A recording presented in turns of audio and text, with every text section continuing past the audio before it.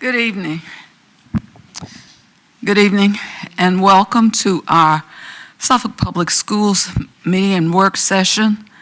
We're going to begin our meeting and work session with a presentation from the Center for Performing and Production Arts Specialty Program. We're going to have an update at this time. Mr. Superintendent. All right, thank you, Dr. Buck. I'm going to call to the podium Dr.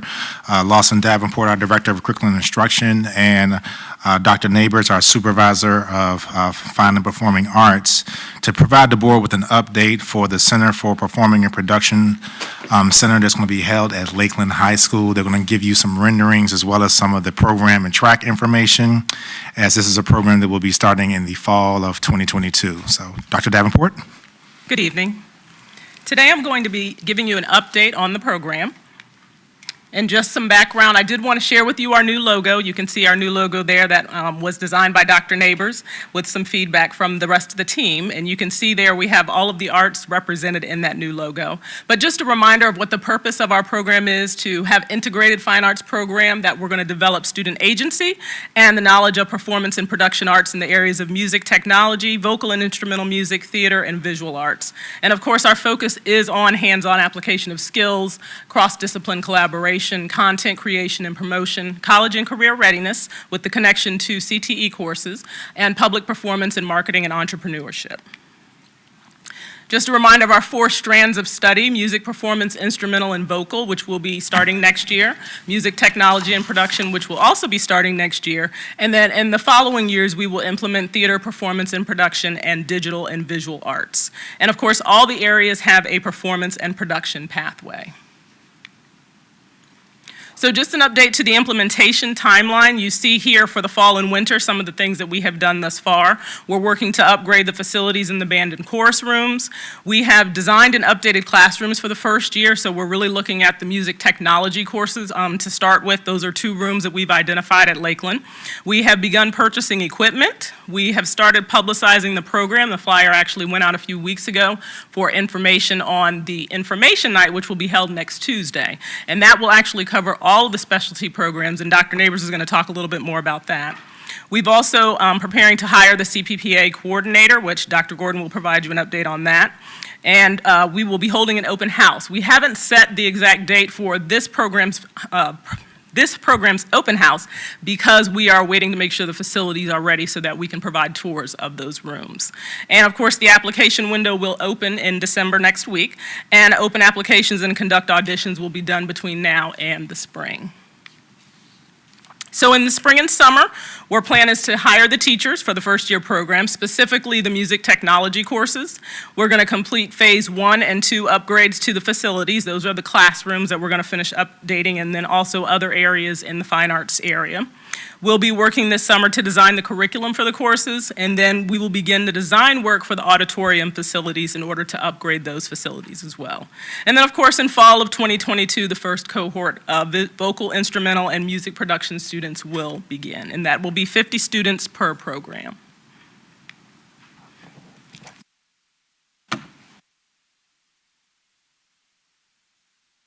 So what you see in front of you right now is an artist rendering of the music technology classroom. So what you see there in the back of the classroom, you see 3 other doors. Those are actually sound booths that will be integrated within the classroom where students can record, rehearse, and become creators. They're up against the hallway and not the other classrooms, so they do not impede at all with any other learning that's going on in the building. But again, they're also soundproof, so they wouldn't anyway. The classroom itself is a music technology classroom with each workstation having a digital audio workstation and mix board along with a MIDI keyboard and the proper computer. So they are actually learning hands-on application of music production. So they can actually leave that classroom and continue to work. Again, you can see a little closer of how the booths will actually be positioned in the classroom itself, so the students can actually work on their assignments there at their DAWs, the digital audio workstation, and then go to the booth and record. This is also going to be very important for our music performance element with the instrumental and the vocal, because we want those students that are in that program to be working closely with the students in this program so that Suffolk is truly creating and producing original works. Additionally, we have a piano lab and a music theory classroom. This used to be the computer lab. There's still plenty of computer labs, but this is actually a converted room that now will be set up with 88-key keyboards, along with all of the proper equipment for students to actually learn piano. Why piano? Piano is a good basic foundation for songwriting and composition. It also teaches elements of music theory. Most students that learn piano typically can go on to play most anything else. We also find that a lot of your students that play stringed instruments pretty easily assimilate to the piano. And any music program that you would go to on a collegiate level, piano lab is something that is always a part of that curriculum as well. Our students are going to already have it. Again, a little bit more to show you. On the far right part of the room, you'll see that there is a whiteboard, an interactive board. So it's going to be very much set up so students not only are getting that hands-on learning, but everything is going to be very precisely done for them to where the constant learning and workforce integration is present. Open house will be held this coming Tuesday, December 14th at Kings Fork High School. Our team has been going this past week to all of the middle schools and presenting to the 8th graders about the IB program, Project Lead the Way Biomedical, Project Lead the Way Engineering, as well as, did I say it all? I did say it all. As well as the center itself. I had a moment. But we're going to be going into everything in more detail. The application link is linked into the flyer that's been disseminated to all of our 8th graders. We also will have a separate open house at Lakeland after the holidays, sometime after break. But we want to have things a little further, a little more, so we can show off a little bit. Application process. The application is actually going to go live the same day that we have the open house, and it will run for a month. It is joint application with Project Lead the Way and IB. With the Center for Performing and Production Arts, the application process is a little different. We're looking for students that are very much their niche is this element. They require an A or B in their fine arts class, and if they're not in a fine arts class, that's okay too, because we have a lot of students in Suffolk that go to a lot of private studios, and they actually have quite a lot of experience in the arts. The big difference with ours is that there will be an audition piece.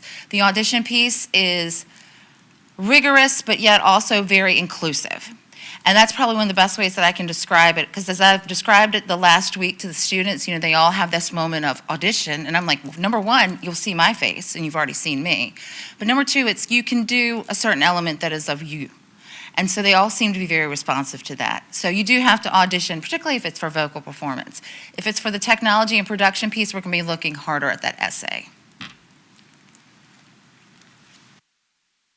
So for the program for study for year one for the music technology and production, you can see here we have multiple pathways for this program. While we have 2 courses that are ready for students to take, we have multiple pathways for students who may want to be on an advanced diploma, where you can see that they don't have quite as many spaces as a 9th grader to take additional courses. So if they are in the technology and electronic music course, they can still proceed in that program. However, you note at the bottom there that students who are on advanced diploma could take health and PE in summer school, so that they could also add music theory as an extra course as well.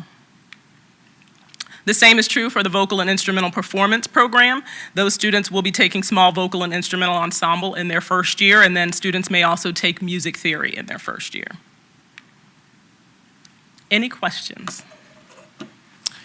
Madam Chair, before you all get to questions, just definitely want to be able to add that we are really happy with the work that Ms. Neighbors, Dr. Davenport has put forward with this, Dr. Branch, Ms. Forsman, Terry Napier. As you all know, part of the reason why Dr. Davenport explained that this is going to be a phase-in process is because of the necessary building upgrades that we need to do to Lakeland High School. And Lakeland High School, as you saw on the flyer that Dr. Neighbors had highlighted, is our only high school right now that will actually have 2 specialty center programs. So we figure that doing this will also help us to be able to increase the enrollment there. You'll see things that will be going up the entire time. We kind of have a timeline for some work that will happen over winter break, and a lot of things will also happen this summer. And we're really excited about this opportunity for our students. Thank you, Madam Chair. Thank you very much. I do appreciate it. And thank you so much for the work that you've done. We do appreciate it. We look forward to this program beginning. We really do look forward to this. At this point in time, I had not had to remind anyone to put your mask on because everyone had their mask on. Everyone in this room needs to have their mask on if they're not speaking. Everyone in this room needs to wear your mask if you are not speaking. So please put your mask on. If you don't have it on, put your mask on. Everyone needs to wear a mask. Our numbers are up in Suffolk, and we'll discuss that later. Our numbers are up all over the country and in Virginia. So it is critical that we be careful. We want to continue to have school and be able to come together as we are. So we're not going to take any chances, especially when we come together. Thank you so much again for what you're doing, and thank everybody for your cooperation. Thank you. Thank you. We do I have a appreciate it. question, please. Could I ask a question, please? Have you done any projection in terms of numbers? Like, for instance, many of the IB kids are talented in music. Many of the medical students might be talented in the arts and the music. So have you done a projection on how you're going to balance, like, what kind of loss we might have from those that would normally apply to that program? And are you know, I can address that. sure. So with that piece of it, in terms of the IB students, there's already a creativity piece built into the IB curriculum. So if they're at Kings Fork for that particular program, they'll still be able to nurture that aspect of them.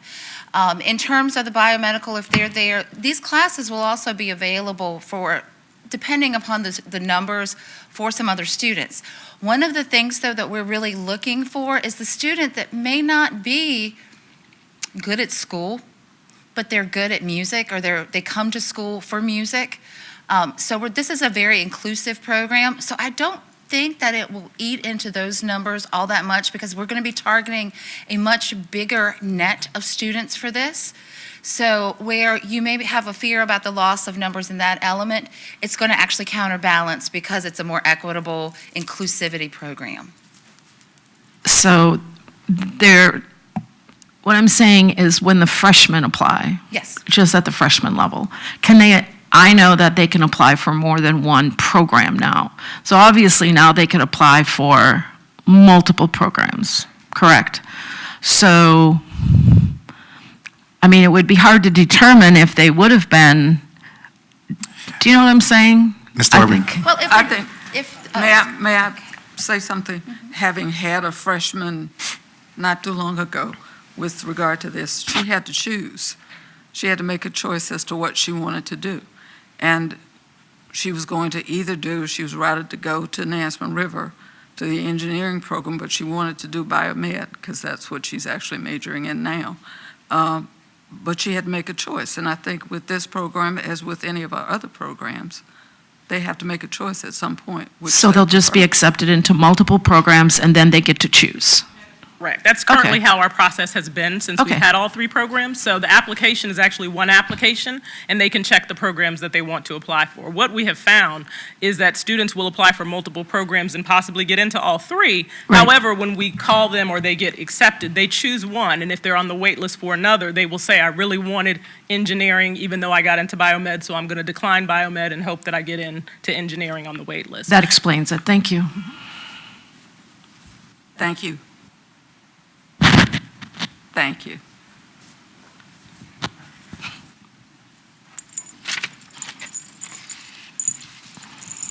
At this point, Mr. Superintendent will have the CTE report. Yes, I'm going to call to the podium Mr. Andre Skinner, Coordinator of Career and Technical Education, to provide an update to the board and to the public on CTE. As we all know, this was a challenging time for our career and technical education students due to the limitations from the pandemic. Some of our students losing some hands-on experiences, but through the work from Mr. Skinner as well as Ms. Ward in our community engagement department, we've been able to reestablish some partnerships as well as get feedback from the CTE Advisory Committee. So, Mr. Skinner, I will turn it over to you. Good evening, Madam Chair, Madam Vice Chair, and also the school board members. I am excited to kind of bring forth some information, and I'll await questions. First and foremost, I have only 5 bullets tonight. Wanted to start off with the Career and Technical Education Advisory Council and their function, just to kind of showcase how important they are to the CTE world. Jumping right into the advisory council functions, some of the major components that we shared throughout our meeting: reviewing of the annual CTE division plan, the recommendation of classroom equipment and instructional materials. One of the biggest is the enhancement of our industry to classroom tasks and objectives. We also want to make certain that the persons that we bring in provide a link between the school, the industry, and the workplace. And most importantly, as we kind of make certain that the school realizes what we're pushing out for career and technical education programs, we want to make certain that the persons on our council take that information and go out into the public and into the community and to the business to assist us in these co-op opportunities. And that's why I'm kind of very heavily involved and want to just keep promoting and pushing that the persons that we bring in realize what the actual functions of our council are. And it's all about our students making improvements and offering internships, job mentorships, or externships for our students. So that's going to continue to be the mission for CTE. Some of the advisory council memberships from last year: Arcadis, QVC, I'll let you read, Hilton Garden Inn, Lake Prince Woods is a big contributor, Hampton Road Sanitation District, the City of Suffolk Economic Development, very heavily involved, Dina Hope, T.E. Cook, Suffolk Workforce Development, and of course, a wealth of other representatives. Calendar of events, of course, are displayed on our SPS website. Normally, we're going at 1:30, both virtual and in person for those of their jobs that will not allow those participants to still come out to a face-to-face meeting. Student events and business partners. So we're going to go back into next year in 2022 and attempt to have some conferences, and the first one will be the student conference, which we attempt to design for 9th grade students to kind of showcase the business community that Suffolk has to offer, as well as just expectations in the workforce, and just give them an opportunity to kind of identify some of the career options that they would want to embark on throughout their careers. The last sections that we kind of turned our students to were health and medical, IT, and also culinary arts. But we also want to start beginning to have career interest surveys as they're coming into these programs. One of the big reasons that we kind of try to showcase 3 is that we go through and try to find through the local workforce investment projection of jobs for the next 5 years. So if we see that growth, then we're trying to make certain that we guide our students and make them aware of those potential opportunities for employment in these potential fields. Career Expo, seniors. We have a host of students that sign up, they come in and they do mock interviews, but it is what true HR personnel, even from the city of Suffolk, and I'll show you the business partners on the next slide. But from these, we say they're mock interviews, but a lot of our students get opportunities to be interviewed for internships throughout this process as well. So this is not just Suffolk Public Schools students going in to waste time. It's actually inviteful so that the community and the businesses see what we have to offer, and we're kind of putting our students on display in hopes that they will in turn get these opportunities for employment. These are some of the business participants from the past. Lee Bear, Weldon, City of Suffolk, Workforce Development, Great Clips, Suffolk, SunTrust, Cisco, Target, JM Smuckers, Naval Cyber Defense Operations Command. So we try to find businesses that are in several of the clusters that we offer programs in throughout our career and technical education programs. Competency attainment rates. So CTE, Career and Technical Education courses kind of work off of competency-based instruction, which kind of allows the students to showcase or demonstrate their knowledge or their mastery of their skills through performance-based tasks. So it's a little different when you're walking into a CTE classroom because students can kind of show you what they're doing, and they're doing it at their pace, although the end result should be the same. For this particular school year, the last two COVID-shortened school years, occupational assessments, these are like our NOCTI tests, which are national tests that are geared towards certain or specific programs, went from 35 to 43. Industry certifications throughout the programs, we dropped from 119 to 51, and then workplace readiness assessments passed went from 489 to 762. So you can see the difference between the 2 years. 1920 is when COVID came in March, so we were at the beginning of testing and then had to stop. 2021, if you can remember, I stated that we possibly were not going to be able to test due to different testing opportunities and vendors, but we did find the workplace readiness state-approved board test that we were able to offer our students, some that were still at home, and through that vendor, they allowed students that were in school and out of school to kind of test throughout their own camera system. So that's why you see that increase. When I stated competency-based tests, I just wanted to kind of give a little bit of insight. Each CTE class has a list of task competencies that differ. The first 22 are all the same workplace readiness skills throughout, and that's what's preparing our students for this transition. The others are required, and then there are some that are optional. Each student has a record that this teacher is going through dating when they give these tasks and whether or not they're mastering these tasks. You get a 1 through 5, 1 meaning you can teach it to other people, 2 meaning you can teach it without supervision, and 3 meaning you can teach it with limited supervision. So you want to have those top 3, and you need to have 80% of your task completed in order to get the competency attainment rates that we've been able to hold for Suffolk Public School, which is the next slide. 100%. We had a total of 561 CTE completers this particular last school year. When we're talking completers, that means that there are 2 courses that our students are taking, and those are sequential electives that align from each other. So say, for instance, a Part 1 and a Part 2 class, and then there are other CTE classes that are identified by the Virginia Department of Education that kind of aligns if they're not Part 1, Part 2. Those students are labeled completers. These are the students that have been identified in our report card for VDOE. And again, this year we were able to obtain 100% competency rate, meaning 80% of the tasks were mastered with that 1 through 3 level for those particular students. So great job, and this was a great focus because of the lack thereof of sometimes not being able to do an industry credentialing test. So they are able to take those task competency lists, add them to the resume to allow employers to see what type of performance-based tasks they were still introduced in lieu of not being able to take an industry credentialing test or not having an opportunity to showcase those skills.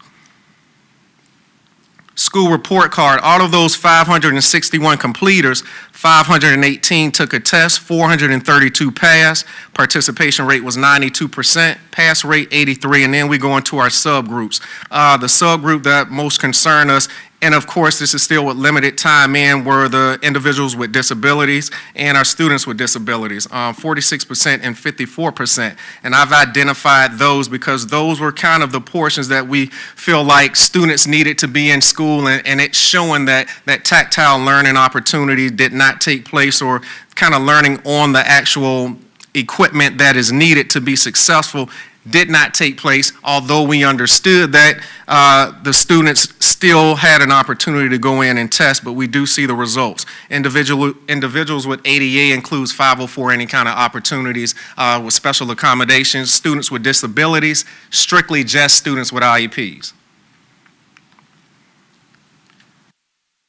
Good news report. I want to shout out my middle school technology education teachers, because throughout the pandemic we hear about testing, whether we got an opportunity to test, whether we didn't stand pat in CTE. Middle school technology teachers, I kind of moved their cheese, so I told them I would tell them that tonight. Kelsey Hamby, Courtney Owens, Alexander Parker, Sylvie, and Deborah Shapiro. Non-traditional tech ed teachers, we probably have the only group of female-dominated tech ed teachers, and probably in our district or pretty much in our state. But these teachers not only took on the task of teaching tech ed, also kind of moved their cheese, and we entered into the Amazon Future Engineer program in partnership with Project STEM. So we're now running that curriculum inside of tech ed in middle school for our 6th grade cohort. So teaming with Amazon Future Engineer has been a very, very exciting thing for us. It is with some headaches, and they're learning to adjust, but it is going to be so great when our students can walk out with some Amazon, some engineering programming from that middle school thing, and it's expanding our computer science initiatives throughout the middle school area. Elementary career explorations is now being embedded into 4th and 5th grade, so we're trying to hit our students very, very early now. Jumped in with Caitlin Leitner and Rachel Hirschbrooks in the STEM department. As they are embedding computer science, we're jumping in with career exploratory to kind of open up the avenue so that these academic and career plans, when we team up with Dr. King and the school counselors, students are more aware of different opportunities, different pathways, and different jobs earlier on so that they can kind of be stronger towards that high school and middle school area. Kelsey Hamby, once again, will be traveling March 9th. Shout out to Colonel Fred Cherry. Virginia Technology and Engineering Education Association announced that Kelsey Hamby's program, Tech Ed again, once again, was the program of the year. She'll be traveling to Florida March 9th through 12th to accept that reward. She'll also be joined by the ITEA president, who's Deborah Shapiro. So they'll be there together in Florida to accept that award on behalf of the Cherry's program, the Tech Ed program. Courtney Owens, another Tech Ed teacher, John Yates Middle School Rookie Teacher of the Year. And then I want to get to this, and I'll start finishing up. Welding program, shout out to Amatis and Jonathan Graham.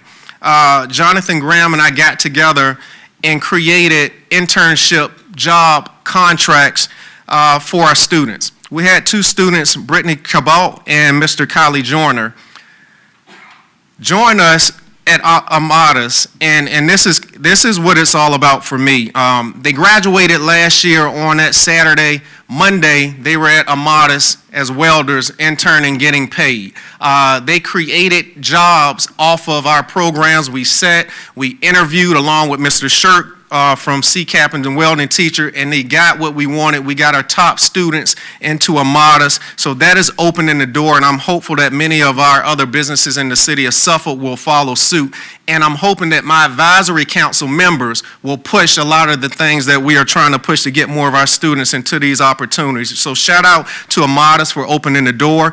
We're coming with EMT, Suffolk Fire and Rescue, and then I just got a call today, so we're coming with some other opportunities. Switching gears, Project Lead the Way has done it again. Biomedical and engineering, Sarah McDonald and Don Roundtree, distinguished programs yet again for Project Lead the Way.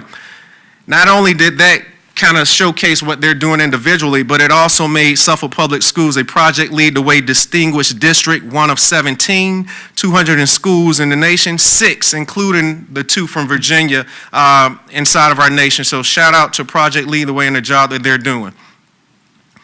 Technology and equipment, Forrest Glenn and John F. Kennedy family consumer science classrooms, brand new appliances, cabinetry, countertops, flooring, table, and chairs for both of these programs in their fax rooms. CCAP programs, wheel balancer, 3 automotive lifts, alignment machines, paint shakers, commercial dishwasher, and pending downdraft paint booth to kind of help us start with some of these bigger industries so that when our students train on the most modern equipment, we can kind of make that transition more effective as they go into the workforce into some of our auto body and collision repair shops. So with that said, I will close down and open up for comments or questions. And Madam Chair, before I turn it back over to you, I just wanted to really give a strong applause and great work ethic to Mr. Skinner and all of our CTE teachers. We really asked them to kind of recreate how we were going to be able to do things because of the limitations of the pandemic. And I think what was most important for us was what you saw, that 100% straight down the list for all the skills that our students had with workplace readiness, we couldn't do as many things as we wanted to because of lacking that hands-on experience. Mr. Skinner has been working with Ms. Burgess and others in our CTE department, K through 12, because we know that some things probably need to be adjusted for our special education students. But as you can see, the number of awards that we did over 18 months of the pandemic, that really shows how Suffolk Public Schools is being recognized not only statewide but nationwide for the outstanding work. And that's really because of the people and the ingenuity and creativity that we're seeing. So thank you, Mr. Skinner, and please make sure you share this with the team. Thank you so much from the superintendent and their staff and our staff for their excellent work that they did during those troubling times. So. Board members, do you have any questions? Board Member Story? I just want to compliment you on your tie.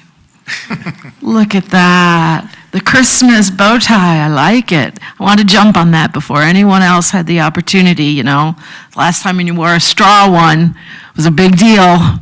Is it straw, silk? What is it? You're looking good, Mr. Season's Skinner. greetings. I appreciate it. Thank you. You're welcome. Okay. Anyone have any questions about or comments about CTE or his tie? Yes, Board Member Jenkins. It's a comment, but it's not about the bow tie. Yes, ma'am. Mr. Skinner, I just want to say, as always, your presentation is so precise and informative that the only thing left to say is job well done for you and your staff. And I appreciate everything that you're bringing to Suffolk Public Schools and making sure that we stay not just on the map, but we're leading the way for other districts as well. Thank you very much. Job well done. Board Member Riddick? Great job. Great job. I'm excited. This is exactly what I've hoped to hear today from the reports. This is showing that the narrative that is being painted is not true. This is the proof that's in the pudding. Our students are doing well.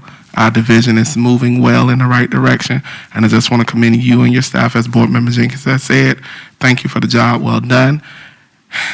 We're moving to uncharted territory now. We're going to continue to lead the way. Thank you. Vice Chair Bauer? I want to commend everyone. CTE is a wonderful thing, and as everyone has said, we are leading the way.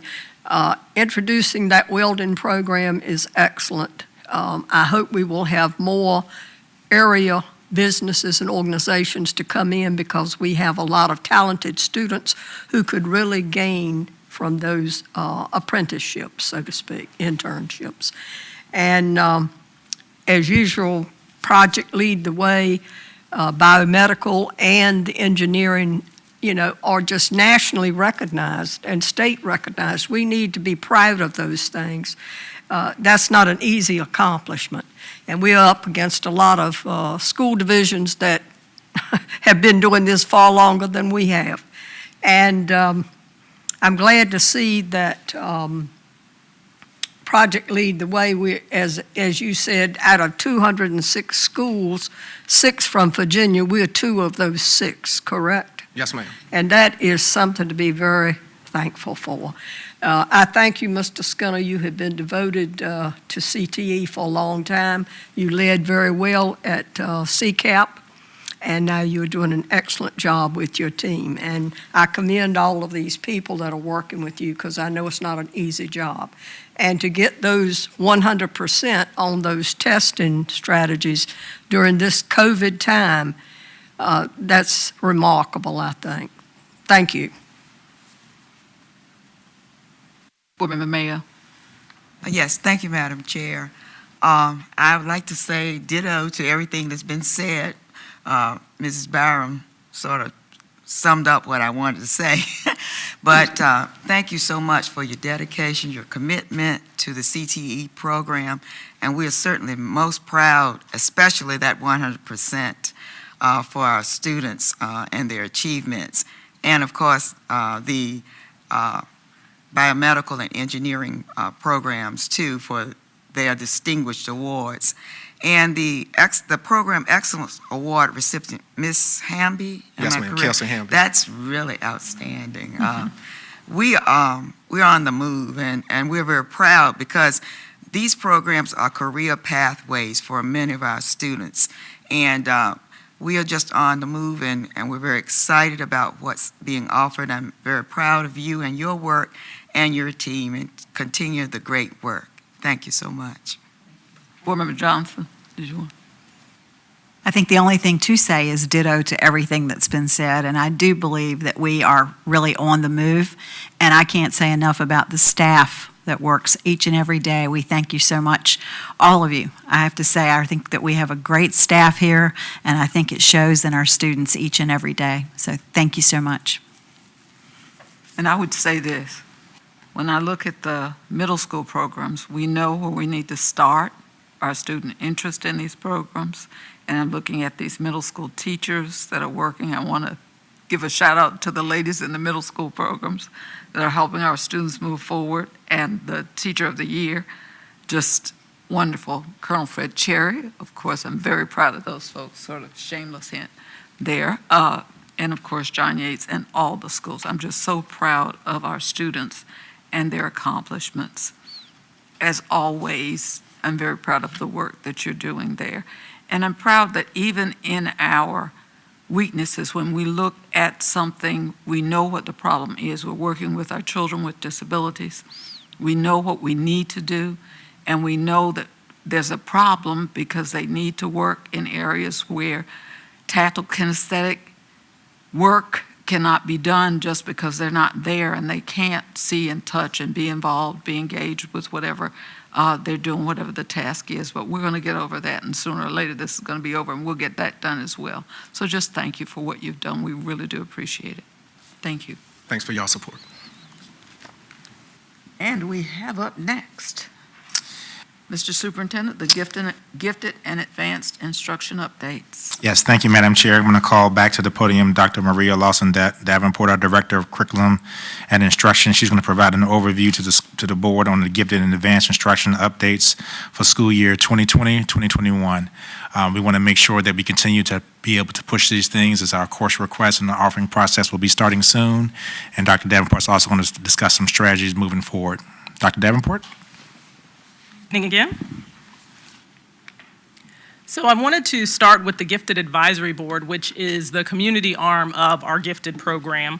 And the Gifted Advisory Board, of course, is comprised of parents and community members, teachers, administrators, guidance, central office staff as well. And the primary goal of the Gifted Advisory Board is to review the district's local plan for the gifted and to provide recommendations for areas of focus. They also may provide community seminars or information sessions on topics relevant to gifted learners. We did recently have our first meeting, and that meeting was held on November 16th. And during that meeting, we elected the first chair, which is Russ Terillian. And so the next meeting is going to be February 15th, and then they have a May 17th date as well. And so just so you know, there are 9 voting members on there. There are 4 volunteer parent members and 11 gifted teachers that make up that board. An update to screening. As you know, we did have to cancel our second grade screening due to the COVID shutdown in the 2019 school year. So because of that, during the 2020-2021 school year, we did test all of those third graders that would have been tested as second graders, and they were screened during hybrid instruction in the spring. And of those students, we had 74 that were found eligible, which is 10% of those that were tested, which is typical for a number of gifted students identified in any given population. So during the fall 2021-22 school year, all third graders, because we did third graders last year in order to catch those students who were second graders the previous year, they were all screened as well, and that was during October and November, so we are still in that eligibility process. Therefore, we can't provide you with the current number of students that were identified there. So I did want to let you know that we are continuing to try to go back and recapture those students that were missed. And that becomes important when you look at our current gifted student demographics. You can see that from past years, the number of African American students has decreased, but that was primarily due to the fact that we capture quite a few students during the screening process in second grade. So having not done that screening process, we are a year behind in our identification, and there are quite a few schools that are lacking in students who have been identified. So we are recapturing those students this year, and we will be caught up by the end of this school year because we will be screening our second graders in the spring. So after this year, we will be caught up, and I'm sure those numbers will increase tremendously next year when you see this report. An update for the Governor's School for the Arts. This is our regional governor's school that our students participate in. And you can see in the 2020-2021 school year, we had 28 students in our division participating, and our current enrollment is at 27 students. What's important to remember about the Governor's School is we have a certain allotment of students that are allowed to attend. In years past, that number has been a little higher, but as you will see as I go through the specialty programs, one of the things that has happened during the COVID years are that a lot of students withdrew from programs due to being virtual and not being able to be with their peers. Also, the stress of virtual learning and learning how to learn in a virtual environment caused quite a few students to withdraw from programs and go back to their base schools and programs. Here are the demographics for the Governor's School for the Arts. We actually, in the region for the Governor's School, have the best demographics that are most representative of our division. And this is primarily due to our promotion of the program within all of the schools in the area. We actually promoted heavily at the 8th grade, but we also encourage students at the high school level to apply as well. And so you can see here that the biggest gap we have is between male and female, which is typical of the Governor's School because of the fine arts. It tends to be more female heavy, but we do appreciate the fact that we have a pretty good equal representation with regard to ethnicity for the Governor's School for the Arts program. For our International Baccalaureate program, you can see the enrollment from 1920 to 2021. You can see there that some students did withdraw from the program, and that was primarily due to multiple things. One of the big things that we found that students were feeling overwhelmed during the virtual year and the shutdown year. Some students left the program at the end of that first school year when COVID happened, and some students quit as the school year went on due to being overwhelmed in a virtual setting. Some students also struggled with keeping up with work, not being in school daily as well. As far as the number of pre-diploma and diploma students, you can see here that in 1920 we had 85 pre-diploma students and 73 diploma students, and 24 seniors and 17 diploma awards were awarded that year. This past year, due to the decrease in the number of students, you do notice that we had 24 seniors again, but 16 diploma awards, so there was a slight decrease during that time. And so our current enrollment, you see we have 27 freshmen, 43 sophomores, 29 juniors, and 22 seniors.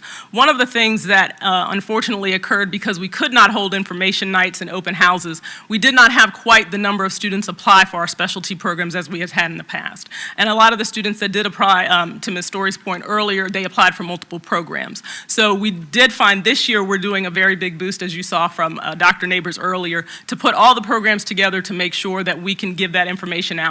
They're actually going into all of the schools, giving that information to all 8th grade students so that they are aware of all the possibilities when the application opens next week. For Project Lead the Way Engineering, you see the numbers here. In the 1920 year, we had 24 freshmen, 24 sophomores, 21 juniors, and 18 seniors. There is often some attrition with students as they move forward. Some of this in Project Lead the Way is due to students moving within the division. They move to other divisions or they move out of state. We do have quite a few military families. And some students withdrawing, particularly in Project Lead the Way, which is very hands-on, as Mr. Skinner stated earlier, being a CTE program. Being very hands-on and students not being able to use the equipment and the lab equipment and such during the virtual year. A lot of students did not feel it was worth staying in the program if they were not sure what was going to happen in the following year. So you can see our current enrollment for Project Lead the Way Engineering. This program is capped at 24 students, so I don't want you to be alarmed when you see 23 freshmen. We have 19 sophomores, 18 juniors, and 23 seniors currently in the program. For the Biomedical Sciences program, 1920 school year, this program is also capped at 20 students. 14 freshmen, 12 sophomores, 12 juniors, and 17 seniors. This past year, we had 14 freshmen, 12 sophomores, 12 juniors, and 11 seniors. And our current enrollment is 17 freshmen, 11 sophomores, 13 juniors, and 11 seniors. So this program did see quite a bit of students going back to their base schools. One of the major concerns that we have had with the biomedical science program is its location at Lakeland has caused quite a few parents not to want to travel from the northern end or the middle of the city to Lakeland. And part of that is due to extracurricular activities, having to travel for games and practices to pick their students up. And they do have the activity bus, but parents coming to games, that is quite a distance. And we've heard that quite frequently. But we feel with the CPPA program, we'll be able to bring more students into Lakeland and hopefully encourage more students to want to attend Lakeland because of the possibilities that they have at that building. And here you see the specialty program demographics. One of the things that is important to remember is that although there are disproportionates within some of the programs, for example, biomedical has a gender gap, and engineering has a gender and racial gap, we are making sure that, the policies are not, and the procedures are not going to impede students. So we are working closely to make sure all students feel they have the opportunity to apply for and become a part of the programs. For advanced placement, you see the current number of students in 1920 was 452 across the division. 2021 was 531 across the division. So we did see an increase. And one of the things that we feel was an increase was due to the fact that a lot of the students felt that they could take that challenge in advanced placement the next year. So that was a plus for us this year. Advanced placement exam results. Of the students enrolled, we had 262 exams taken, and 45% of the students taking exams earned a 3 or higher. The national average was 55.8%, so we were not far from that. One of the things that we saw without a lot of students taking the exam was the previous year exams were virtual. And so a lot of students were not sure if the exams were going to be virtual this next year or not, so we weren't sure how they were going to take that. And so with that, students were not sure what the virtual exam was going to look like, and they weren't sure they wanted to challenge it. AP actually moved their registration date to the fall, and that was a change for students, so they had to make a decision very early if they wanted to take the exam. You see here advanced placement student demographics, and you can see this is also disproportionate regarding race and to a certain extent gender, so this is also an area of focus for the department. So our current enrollment is a little lower, and I can tell you that this is primarily due to the PSAT. And we actually administer the PSAT NMSQT, which is a college preparatory test, to all students in the 10th grade. Last year, because of COVID, we were unable to administer the test until January, and students had to opt in to take the test versus testing all 10th graders. We use that test to identify AP potential, and in the past, we have sent students letters letting them know based on your PSAT performance, you should be able to take certain classes in AP. That has increased our numbers in the past. So not having that in place last year dramatically affected the number of students that we had enrolled for this upcoming year. We did give the PSAT, and the scores are actually out this week, so students will be receiving those AP potential letters as they prepare to do registration in February. So we're hoping to see an increase in AP. And we're also planning an AP information night in conjunction with CCAP and dual enrollment in order to give parents more information about the program. These are our dual enrollment numbers. They have not shifted very much in the last few years. You will see that the numbers will be down for this current school year. If you look here, this is a current enrollment, which is 165 students. And so those numbers did go down, but once again, that is due to the fact that not having access to the students in the classrooms last year during that virtual setting really hindered the registration process with us being able to promote programs and to encourage students to enroll in programs. So we do anticipate this will increase as Paul DeCamp does have coaches in the building, access advisors in the building that can help advise students and encourage them to apply and to be in these programs. And here are dual enrollment student demographics. So areas of focus for advanced instruction. Of course, continued growth of advanced high school offerings, including expanded enrollment in college-level courses. One of the things that we are working with Paul DeCamp on is the Passport program, which is a new program that has recently been approved by the State Higher Ed Commission. And this program will allow students to earn 15 credit hours that are transferable to other Virginia colleges, public colleges. So we're going to work very closely to promote that program, in addition to the associate's degree or certificate programs. Also, we're looking at equity and gifted services in advanced instruction, providing professional development on identification of students from underrepresented populations, the assessment of admissions practices for the specialty program. We are constantly reviewing that process to make sure it is equitable, and then the promotion of AP and dual enrollment courses to students from underrepresented populations. We're working on a plan in order to increase those. And then lastly, professional development on supporting the social emotional needs of gifted students and students in advanced programs. That's one of the areas we saw with COVID, with students not having that actual support from teachers physically being in their presence, that we're working on as well to make sure teachers have that. Are there any questions? And before I turn it back over to Dr. Buck for questions. I really appreciate the transparency from Dr. Davenport in explaining some of the shortcomings that we saw with advanced placement. The good thing is that a lot of our kids are now realizing that they may have missed out on some opportunities.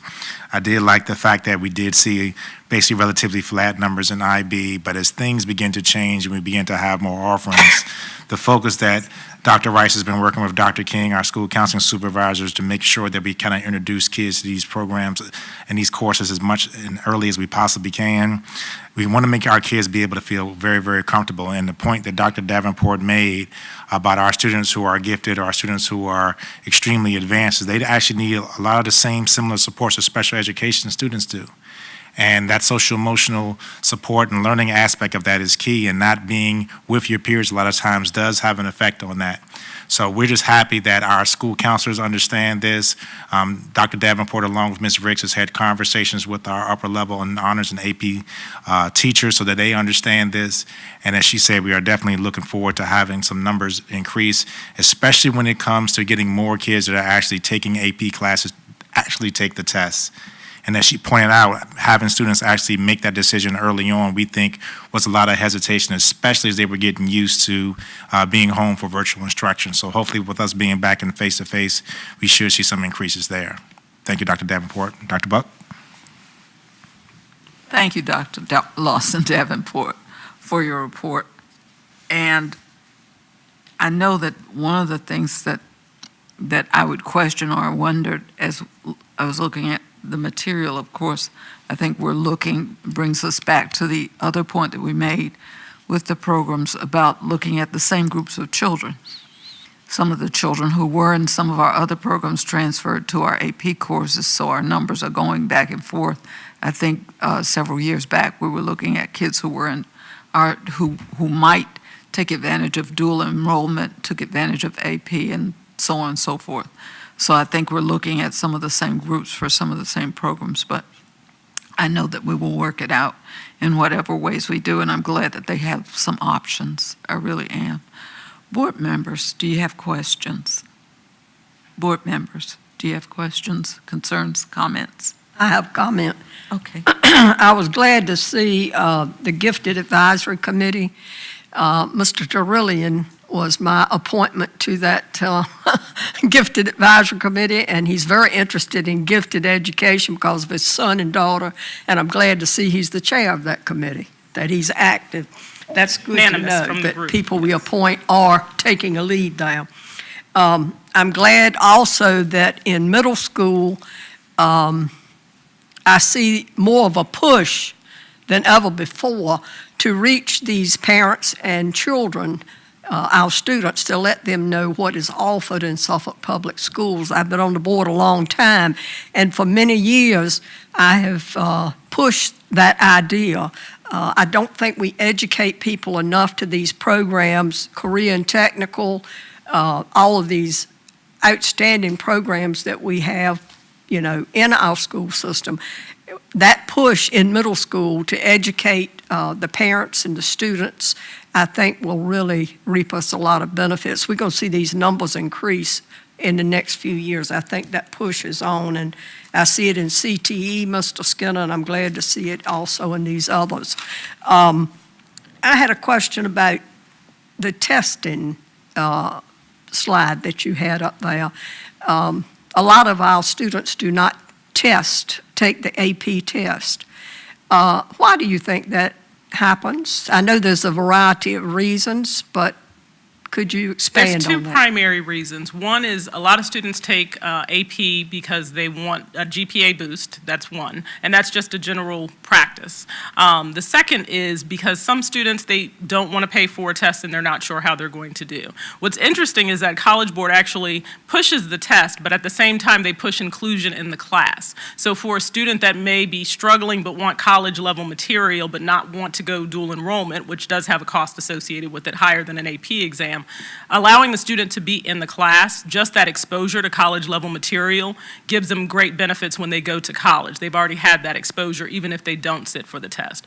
I do think that part of the concern from students is the fear factor. They're afraid they're going to fail, so they don't want to take that test. So we're working with teachers, and College Board has actually provided quite a bit of additional resources, instructional resources for students to help prepare them for the test. So this is only the second year that they've had those resources. They expanded greatly during COVID because of necessity. So this is really for us the first year that our students will really get to reap the benefits of those instructional resources. So we hope to see after a year or so of using these resources that students will want to take the test. This shift to the fall did cause some students to be hesitant to take the test. We had been doing registration in February, so students would have at least had their semester averages, but since they don't at that point, they're only 2 months into the class when they have to make a decision, a lot of students just say no because they don't want to take that risk. So we're working on some strategies to help teachers promote it and the benefit of them sitting for the test, even if they don't do well. Students that score a 2 can earn community college credit for their AP exams. People often think it has to be a 3, but at some of the community colleges, 2 is actually accepted for college credit. So just pushing that more with the students is one of the areas that we're looking at. And I had a question. What is the cost of the test? The test is currently $95. And who pays that? So depending upon the student. The Suffolk Education Foundation actually does provide some assistance for students that apply. Access provides at least 1 free exam for students who are on free and reduced lunch. And then we do subsidize students who are on free and reduced lunch who can't get either an Access exam or the SEF exam paid for, and we will pay their actual registration fee. Okay, thank you very much. Thank you. There's one other thing. Please give them my apologies because we were on our way to Williamsburg when they were in the meeting, and I couldn't join virtually. So I will do that. thank you, and tell them I will definitely just try to make the second one to say hello since they're organized. But thank you very much. Oh, I'm sorry, Board Member Storer. So about what % are paid by the parents? Because I know we don't pay for everybody anymore, right? Correct? We do not pay for So do you know what that % is? I don't have that number offhand with me, but I do know quite a few of our students are actually paid for through the Suffolk Education Foundation, and quite a few of our students who are on free and reduced lunch, most of their exams are paid for either by the division or by Access or through the SEF. So I couldn't tell you off the top of my head what that percentage is that parents are actually paying. Okay. And maybe next time, I would love to see which AP classes are at which schools, because that's not part of the, so what schools are offering what AP classes and the enrollment in them, that would be great. Thanks. And Madam Chair, I also want to add to that's actually a really good question, Ms. Story. Dr. Lawson Davenport's response. Kids also make the choice because many of our kids that you saw in that data are also taking 2 and 3 AP courses. So some of them choose which ones they actually want to take, and unfortunately, some of the AP tests are actually on consecutive days. So trying to balance that with them still doing their coursework kind of becomes a challenge. So I did just want to point it out to the board. Any other questions, comments? Thank you. Okay. Board members, at this time, we're going to adjourn until 7 o'clock. We will be back. We'll take a recess until 7 o'clock. Thank you.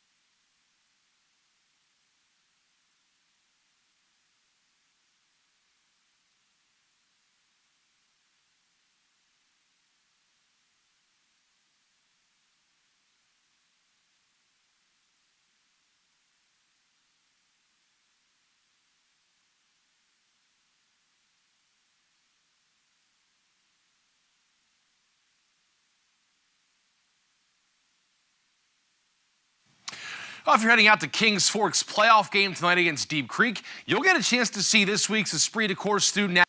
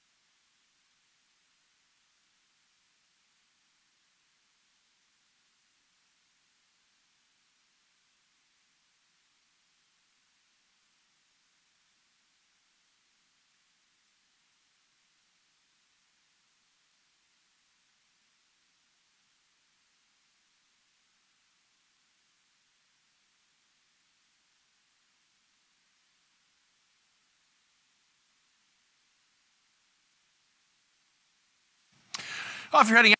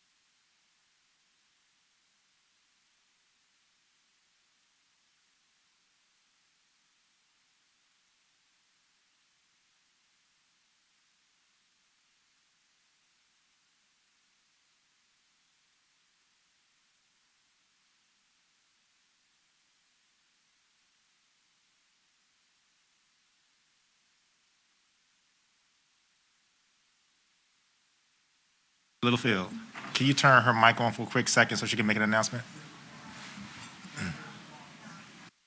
Is on? Okay, great.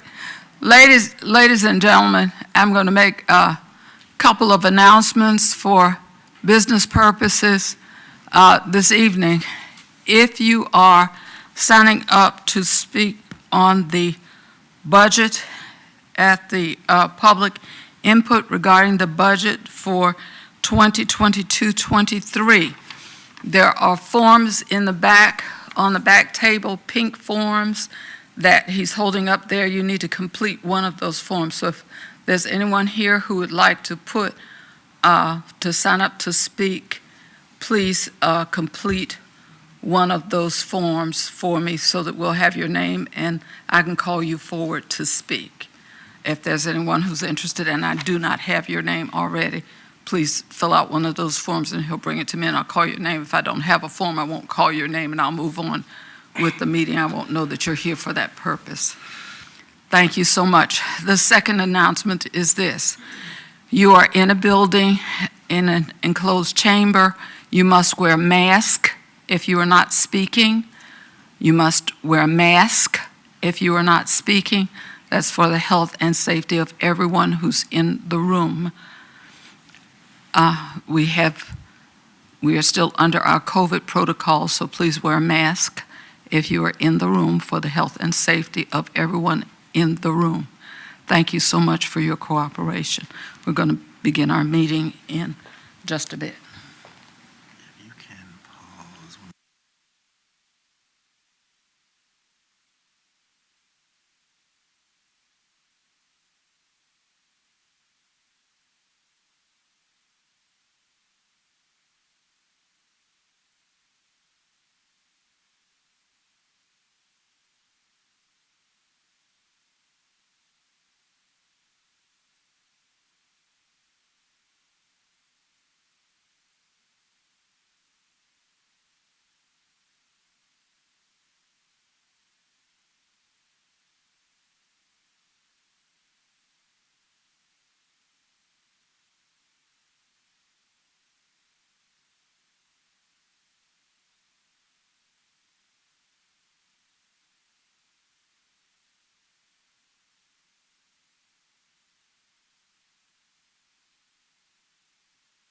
Ask.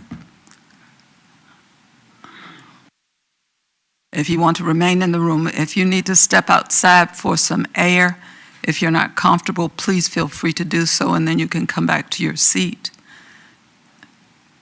during the course of the meeting.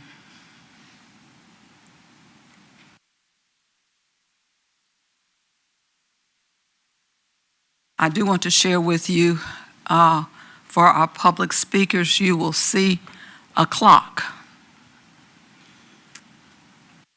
up here, and your time will be running on the clock.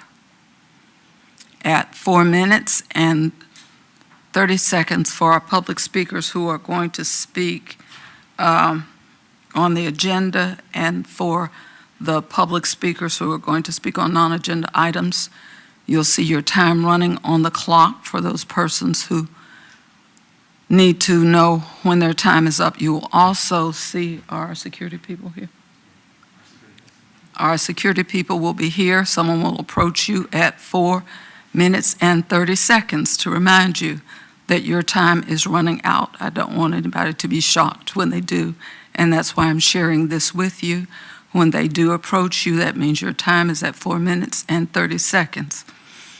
It is our hope that that will be a reminder for you, and you will know that at 5 minutes your mic will be turned off, and let's hope that we don't have to go any further than that. But at 5 minutes your time is up, and when your time is up, we expect you to cooperate so that we don't have to go any further than that. We thank you for your cooperation. For our public hearing, when we begin, again, the pink slips are back here. Thank you all. Are we ready? Okay.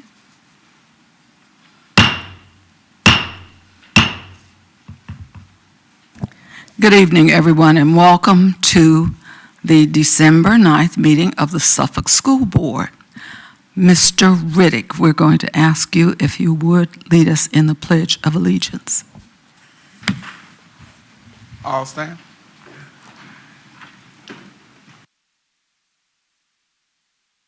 I pledge allegiance unto the flag of the United States of America and to the republic for which it stands, one nation, under God, indivisible, with liberty and justice for all.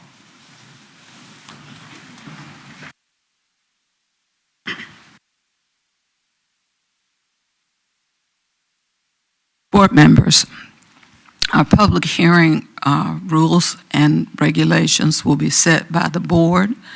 At this time, I'll entertain a motion for time limits for public speakers during the public hearing. Is there a motion for time limits for speakers during the public hearing? Madam Chair, I move that we limit time to 5 minutes. Okay, is there a second?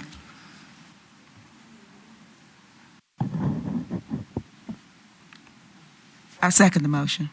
It's been moved and seconded. Are there questions? Yes, why are we having this? Don't we always have 5 minutes for public speakers? Have we ever had this before? I'm just wondering why. It's a public hearing for Right. speakers for the agenda and for speakers on the, for the agenda and on non-agenda items. We have a policy that says 5 minutes. For Right. public hearing, we set the number. So that's what we're doing.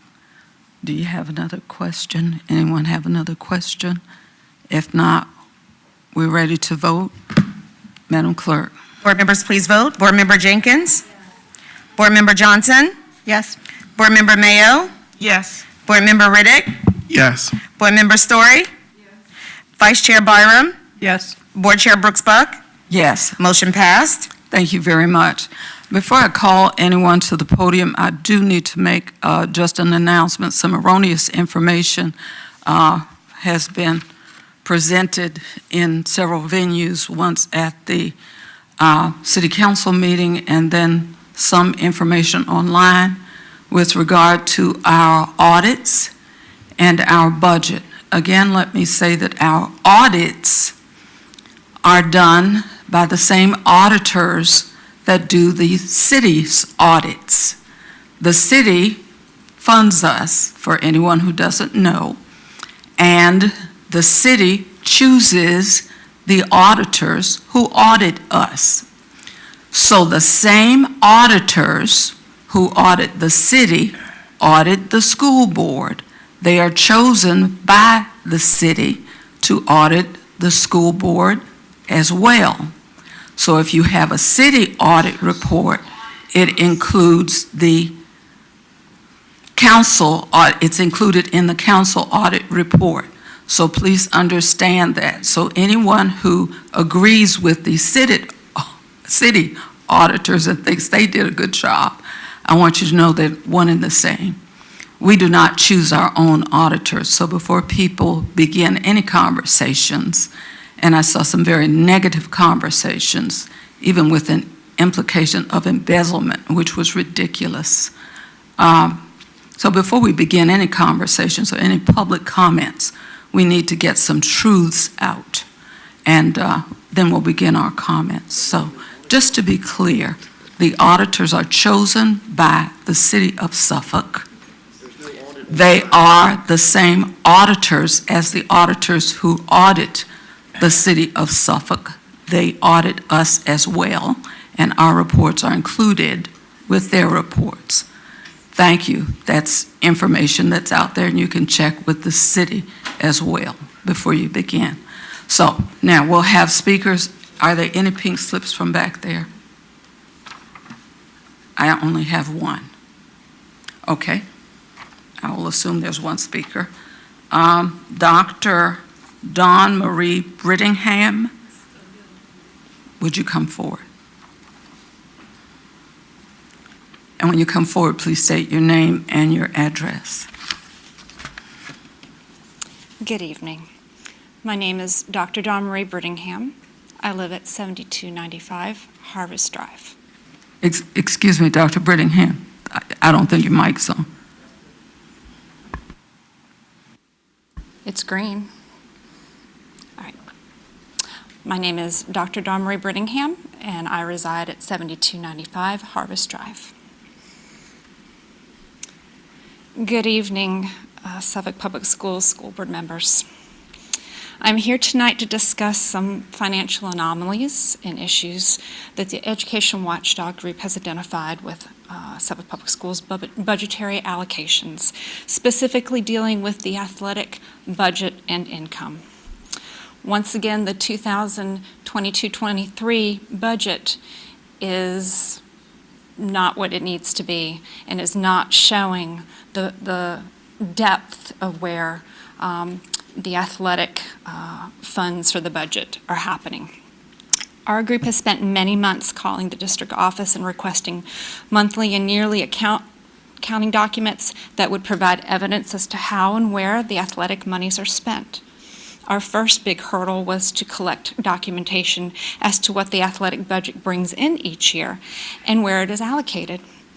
There also appears to be insufficient paper trail as to where the money is allocated, which is brought in from the athletic events, fundraising, and fees collected.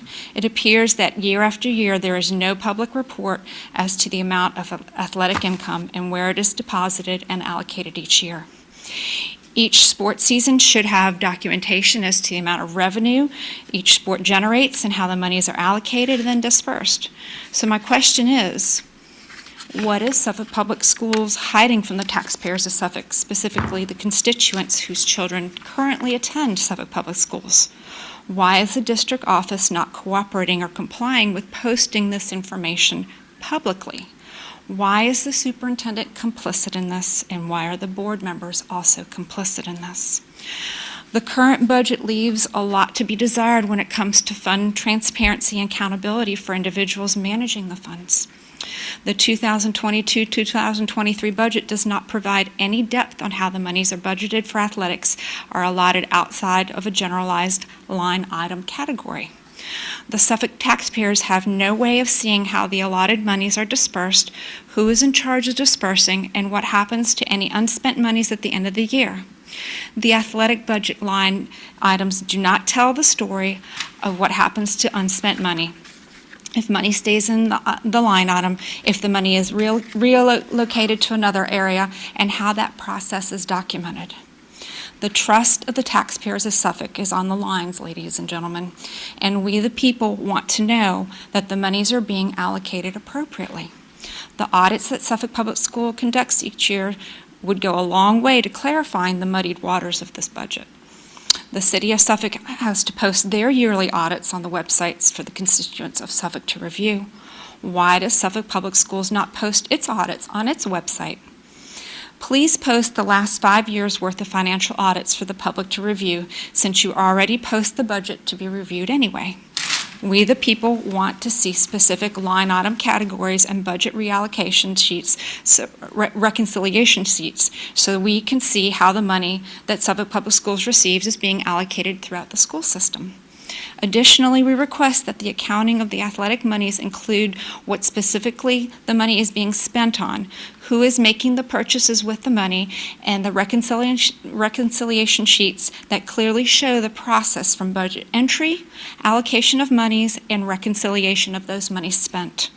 The spending of athletic monies in the overall budget is one of the areas that have great concern for the taxpayers in Suffolk.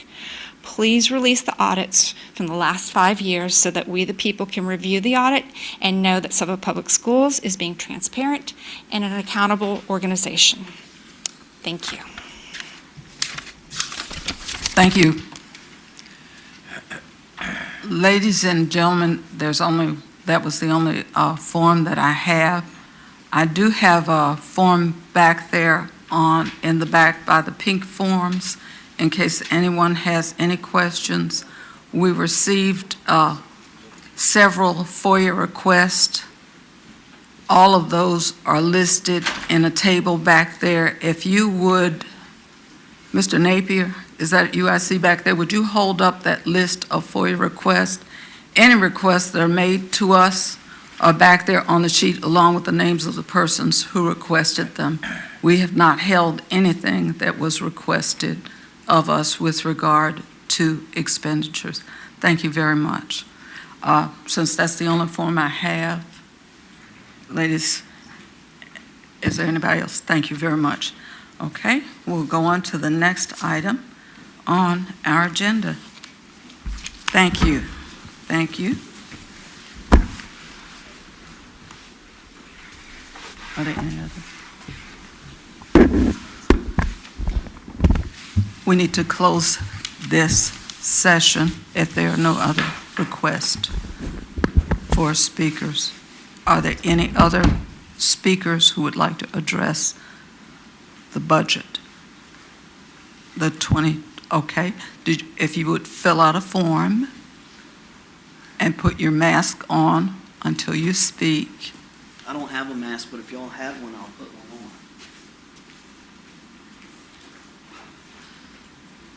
I'll gladly wear a mask, but I don't have one. Here you go, Mr. Cashmore. Thank you.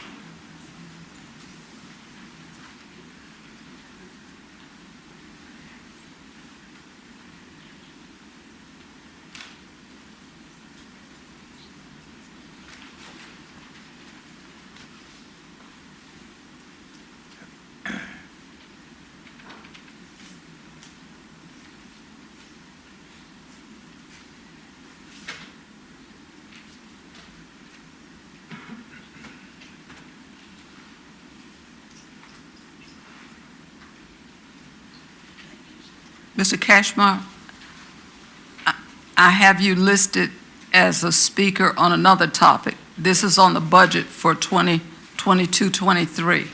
Did you want to speak on that or on the budget for 22-23? I can save it for later. Oh, okay, okay. Thank you. Okay, if that is the end of our budget hearing, we'll move on to the next agenda item. Thank you. All right. At this time, we're going to call for our meeting to come to actual order. We've had our pledge, and so we're going to look at something very special at this point in time. Mr. Superintendent. Thank you, Dr. Brooks-Buck. As is tradition here in Suffolk Public Schools, we like to always highlight our Fine and Performing Arts Department during the holiday season. We are so excited tonight to have the Colonel Fred Cherry Orchestra Ensemble here today under the leadership of Ms. Puentes. Are going to come up and play a few songs for us to get everyone in the holiday spirit. So please bear with us as we allow our Colonel Fred Cherry Middle School Ensemble to warm up, to get situated, and then we're in for a treat. Thank you, Madam Chair.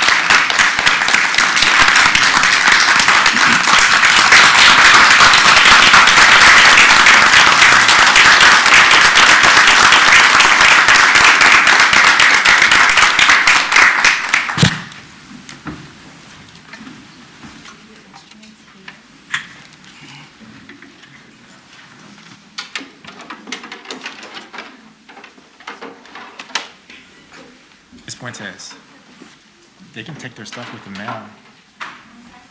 You want them to go ahead and take their stuff with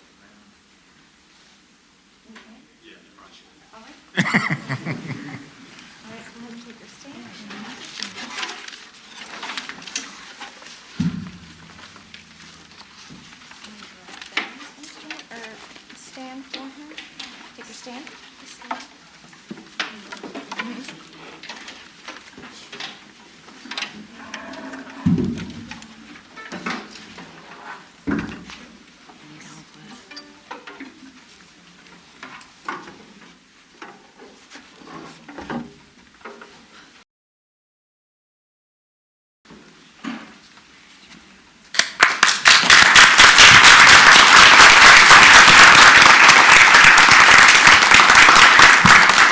Wonderful, wonderful, wonderful boys and girls. Wonderful. Ladies and gentlemen, I'm very sorry you're middle schoolers. Ladies and gentlemen, wonderful job. Thank you, parents.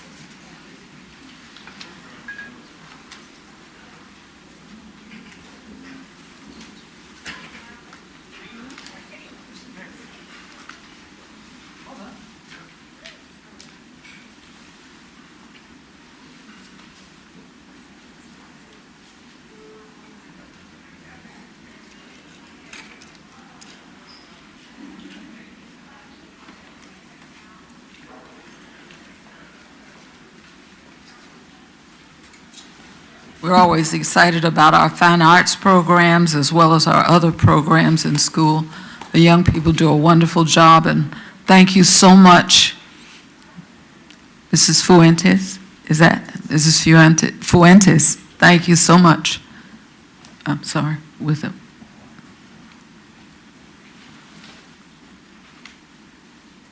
Takes a lot to get them together and to get them out here and to get their parents and everybody else late at night. So thank you for the job that you do. We're going to move along with our agenda. And the next thing we need to do is to approve our agenda. Madam Chair, I move that we approve the agenda. Second. It's been moved and seconded that we approve the agenda. Do we have any questions? If not, Madam Clerk. Board members, please vote. Board Member Jenkins? Yes. Board Member Johnson? Yes. Board Member Mayo? Yes. Board Member Riddick? Yes. Board Member Story? Vice Chair Byram? Yes. Board Chair Brooksbuck? Yes, Motion passed. thank you. We're going to move right along to citizen comments. Again, the timer is there. As you come up, we're going to ask that all board members, I made the comments before with regard to facts and what we're going to talk about today. We want to make sure that we're courteous to one another. We want to hear what you have to say. You have 5 minutes to speak. All the speakers are going to be called. We're going to ask you your names. We ask you to give your addresses. If there are any inaccuracies, we'll address them later. We will give you your time. The timers are up. You can see the timers. At 4 minutes and 30 seconds, someone will approach you to give you the hint that the 4 minutes and 30 seconds are there, and you have 30 seconds to wind up your comments. I want you to know that because I don't want anyone to be shocked or surprised. At 5 minutes, you will need to leave the podium. The microphone will be turned off, so no one will be able to hear you. And we don't expect to have to do anything after that. So we expect you to be cooperative as we will try to listen to your concerns. We expect you to be courteous and follow the rules as the clerk will read them. Madam Clerk, would you read the directions? It is the intent of the school board to ensure that the affairs of the board be conducted in an open and orderly manner, that all persons desiring to address the board are afforded an opportunity to do so. Any persons addressing the board shall, 1, confine their comments to matters germane to the business of the school board. 2, refrain from words or statements which, from their usual construction and common acceptance, are construed as insults and tend to incite violence or breach of the peace. 3, refrain from obscenity, vulgarity, or other breach of respect. 4, comply with the time limit for public comments as set by the board, which can be up to 5 minutes unless the board, through the exercise of its discretion, decides to allow less than 5 minutes for public comment. 5, refrain from cumulative or repetitive remarks. And 6, refrain from making any comments regarding any pending student discipline or employee grievance matters. The appropriate forum for such matters is the applicable administrative hearing provided by state law or, where appropriate, court proceeding. The school board welcomes comments from the public as appropriate. Board members will listen to public comments but will not comment unless granted permission by the chair. The chair or other presiding officer shall preserve decorum and shall decide all questions of public order, subject to appeal to the board. At the request of the chairman, a city police officer shall act as sergeant-at-arms at all board meetings. The officer shall, under the discretion of the chairman or other presiding officer, have charge of the board chambers, the board conference room, the waiting areas and corridors adjacent thereto, and the school administration building, and shall prevent disorder or interruption of the business of the board. Please state your name and address before speaking. Thank you. Our first speaker is Carly Bosco, and she will speak regarding concerns for the personnel report. Ms. Bosco. Good evening, Carly Bosco, 2729 Burning Tree Lane. As a parent with a long relationship ahead with SPS, given the age of my current children, I'm gravely concerned as to how the district is approaching the nationwide problem of teacher attraction and retention. When I spoke last month, I made note of the 127 high school teachers who were receiving additional compensation for class coverage. While this is absolutely appropriate, I found it lacking in recognition of the extra efforts being expected of both teachers at both elementary and middle school level. Last month's report noted 13 resignations and 17 new teacher hires. This month's report shows 21 resignations with only 1 new teacher hire. Clearly, this loss to gain ratio is unsustainable and only further stresses the system. So I ask what the district is doing to address this. I've seen no agenda topics or committee discussions to indicate a strategy being pursued. I understand locally districts all operate on agreement not to poach teachers, so a teacher may not leave mid-year and jump to another district. But when contracts are due to renew, how is Suffolk planning to ensure teachers feel recognized, appreciated, and fairly compensated such that they want to remain here rather than go elsewhere or change careers entirely? There's clearly no silver bullet solution to the teacher drain that is happening not just in Suffolk, but in other districts and nationwide. But the one first step that the district can control is compensation. I see nothing in this personnel report that compensates teachers for working past their contract hours. Elementary teachers in particular are not receiving their regular planning period. Yes, the district approved the half-day Wednesdays, and that has been appreciated by teachers, but that is thus far, but that is not enough when they should have daily time. Elementary teachers are also rarely getting their contractually allowed lunch alone. Being in the classroom with their students and having to help children with their lunches leaves them without their contracted time, even if they had their full time with not alone. The district is not in compliance with their contracts with teachers. How will you address and rectify this, if not, at a minimum, providing additional compensation for that lost time? There are cases of elementary teachers also playing concurrent role of substitute when a substitute cannot be found and a class is split, sending 4 or 5 students to neighboring classrooms for coverage. That is clearly outside the typical bucket of other duties as assigned. I'm sure there are additional examples at the middle and high school level that I'm simply not exposed to. Last year, the district gave 2 rounds of bonuses to staff.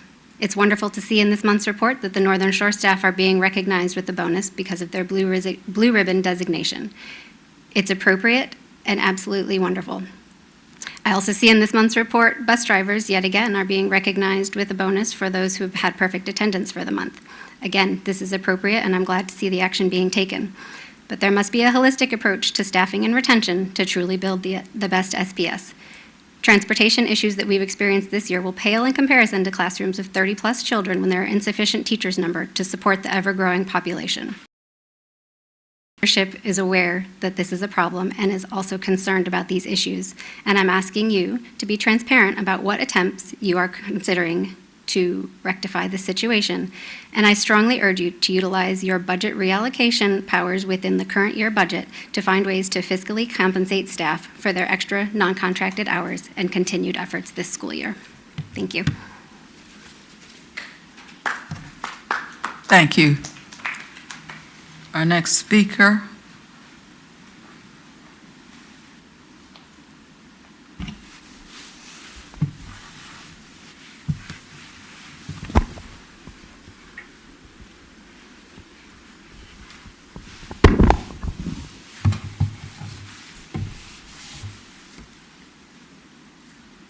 is Deborah Wallstrom, and she will speak about the personnel report, the Office of Student Services report, and payment of bills and payroll.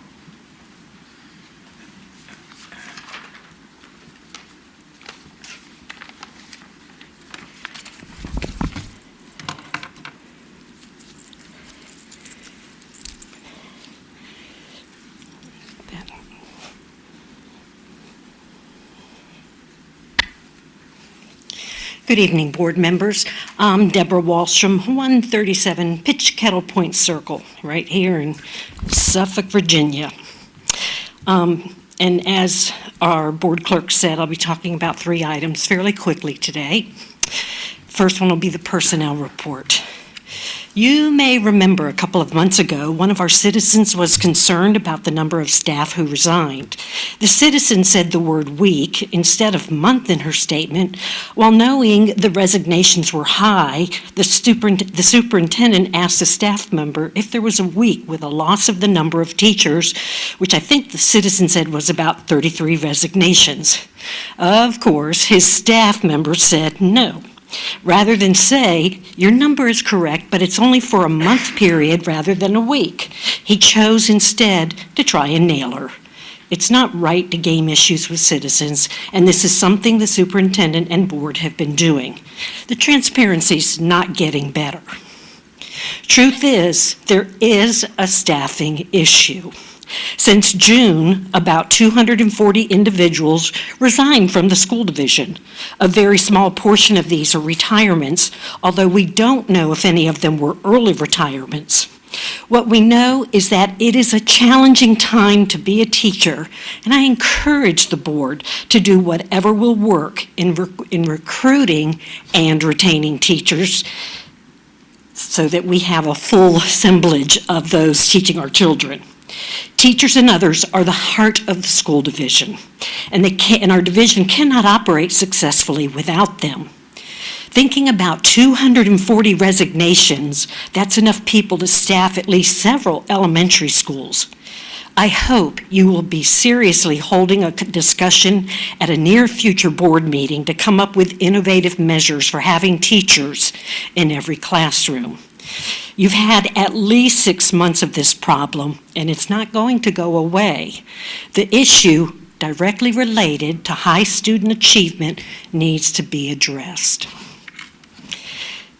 In a 16-day period, the school division conducted 27 student disciplinary hearings.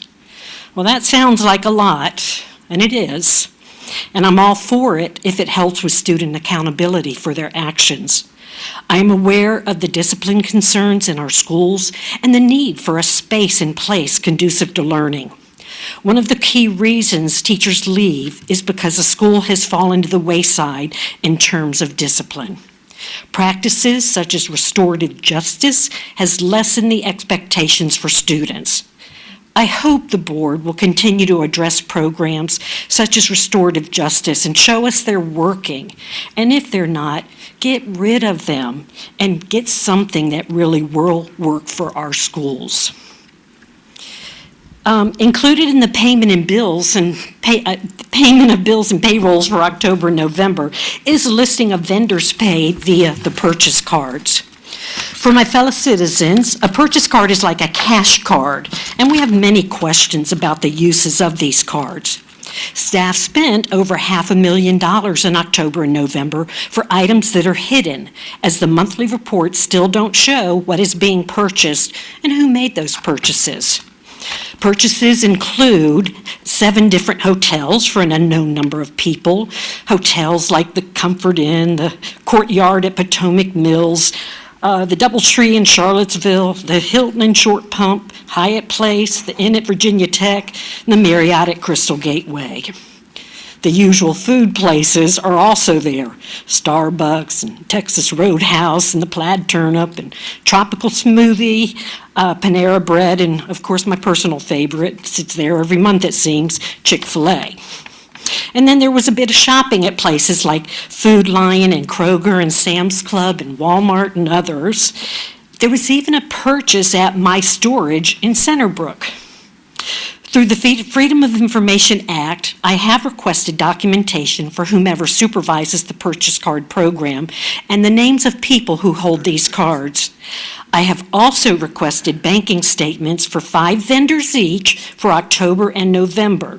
I hope to report back to your regular meeting in January to share what I learned from the FOIA responses. Thank you. Thank you. Now, Mr. Superintendent, we have a wonderful good news report.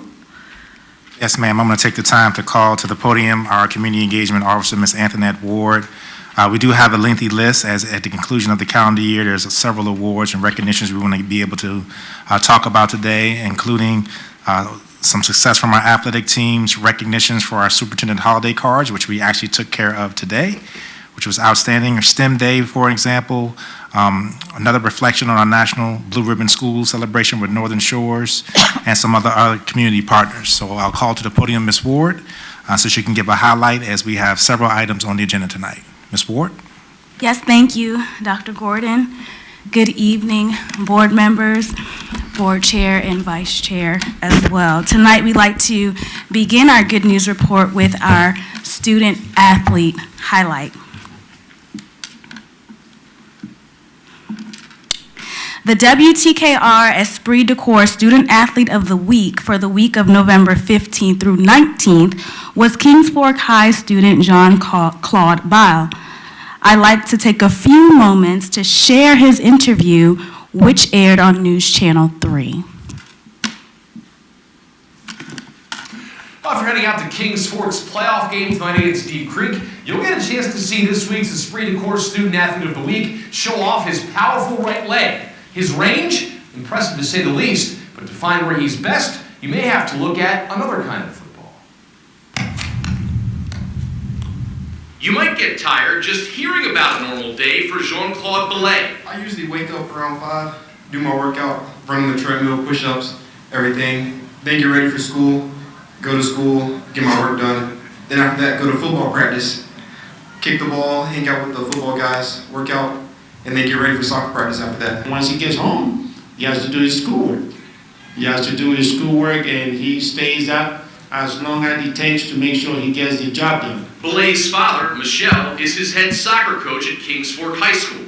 The Bulldog senior has spent most of his life perfecting his craft on the pitch. Sometimes being a dad and a coach is one of the difficult things to do, but he's a very good student in terms of he pushes himself. I started playing when I was 3 years old. My family introduced me to it, and I just love the atmosphere when I'm on the ball, how I can make guys smile and make everybody laugh and everything. Play, it's just fun to me. Not very fun for opponents, though. Jean-Claude kicks the competition, saying he averages about 2 goals per game, playing for both Kings Fork and Beach FC.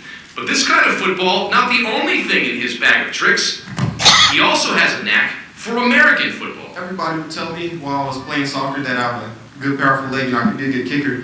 So 7th grade, I went out for the middle school team and was kicking there. We went over to the middle school, and he was hitting 40-yarders over there on their field. And that's when we knew, like, we can't wait till you get old enough to come kick for us. On this day, Jean-Claude shows off his leg by booting 2 60-yard field goals. And while his work on the field is impressive, so too is the difference he makes off of it. Line up the fields. I volunteer for Meals on Wheels at the hospital. I help cut the grass. Just when stuff needs to be sorted out, I help do that too. So I do a lot of things. A lot of things that make an impact. An example of a kicker who can help kick-start those who are coming behind him. He's a perfect example for our young guys. Hey, this is how you handle yourself in the classroom. This is how you handle yourself, even on the field. Just give your best every day and just keep working hard. It'll pay off. Yeah, my leg hurt just watching Jean-Claude kick. Meanwhile, he's committed to play soccer at VCU. You'll also find him excelling in the classroom, boasting a GPA of 3.8. Very well done, Jean-Claude. Now, if you have a nominee for our Esprit de Corps Student Athlete of the Week, just send me an email at mark.davis@wtkl.com. All right, so Jean-Claude Belay is actually our second student athlete to be featured for the Esprit de Corps Student Athlete of the Week. So certainly we should be very proud of our student athletes.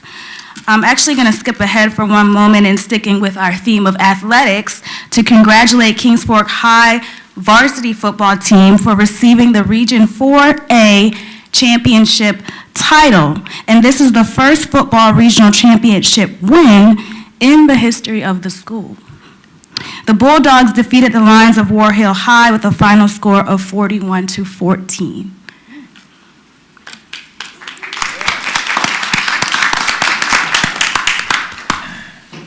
Another SPS Good News highlight, which was also mentioned on News Channel 3, is the WTKR Humanitarian Award winner, our very own Supervisor of Nutritional Services, Mrs. Angela Howell. You may have remembered a few months ago when Mrs. Howell received the News Channel 3 People Taking Action Award for the Nourishing Our Neighbors program. She was amongst 12 People Taking Action Award recipients this year. Each award winner was automatically placed in the final running to receive the 2021 Humanitarian Award. Their stories were posted to the WTKR website for the public to view and to vote on their favorite. Of the 12 award recipients, Mrs. Angela Howell was voted as the 2021 Humanitarian Award winner. And certainly congratulations to Mrs. Howell for being such a humble soul, a great person, and for bringing recognition to the Suffolk Public Schools Nourishing Our Neighbors program. Mrs. Howell, if you would like to come up to the podium.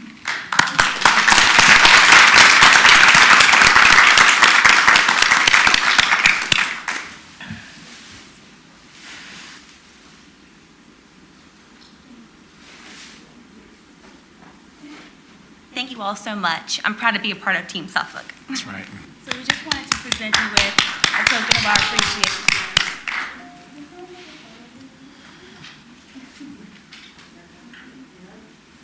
And as they're posing for a photo, you all probably can't tell, but Angela Howell is always smiling. She is one of the most pleasant people, and when we see the word Humanitarian Award, this is one of those angels that are actually walking here. And her ability to work with Dr. Lawrence Whiting, our Director of Food and Nutritional Services, and our entire Suffolk Public Schools community, we are so excited that WTKR recognized her for the Humanitarian Award, and we want to publicly recognize you. Thank you so much, Ms. Howell.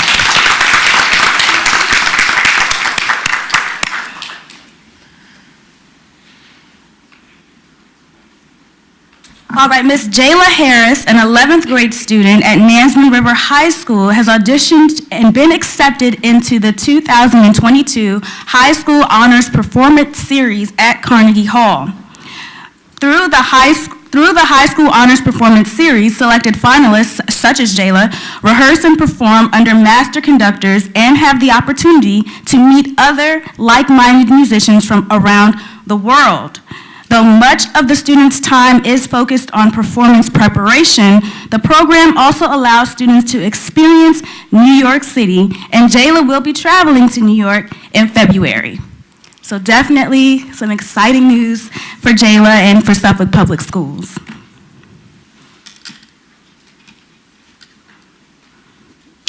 Art students across the district participated in the 2021 Superintendent's Holiday Card Contest, and here are the winners selected by Dr. John Gordon. Earlier today, our superintendent paid each winner a surprise visit to present them with a certificate, a framed copy of their artwork, and a Building the Best SPS t-shirt. Ms. Jada Johnson from Hill Point Elementary was selected as the division-wide winner for her card design, and her artwork will be printed in the Suffolk News Herald and will be on the 2021 Superintendent's Holiday Cards. And here are just a few photos of the winners. Here we have Ms. Camden Sutton from Nansemond River, an 11th grader, overall winner for the high school submissions. Mr. Ricky Bolton, 7th grader at Forest Glen Middle School, overall winner for the middle school submissions. And Ms. Jada Johnson, 5th grader at Hill Point Elementary, division-wide winner.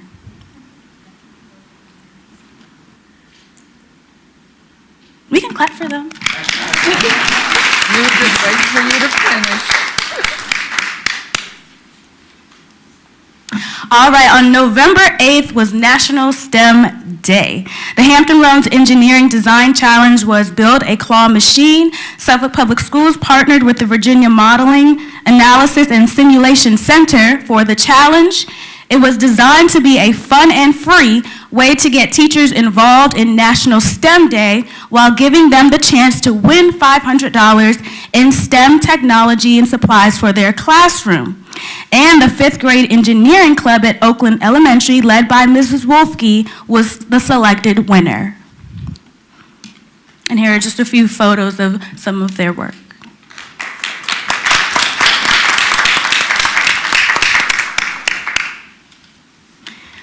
"118 SPS students from elementary through high school spent time decorating the storefront windows of many of our local businesses.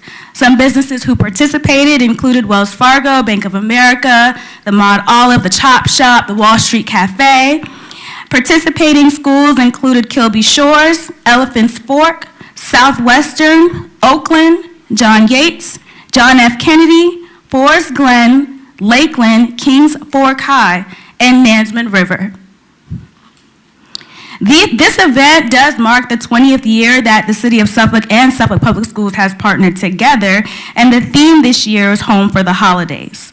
We'd also like to specially recognize Mrs. Angela Howe and Ms. Tricia Kaselitz for arranging all of the lunches for the students for the day, for the 2 days, actually.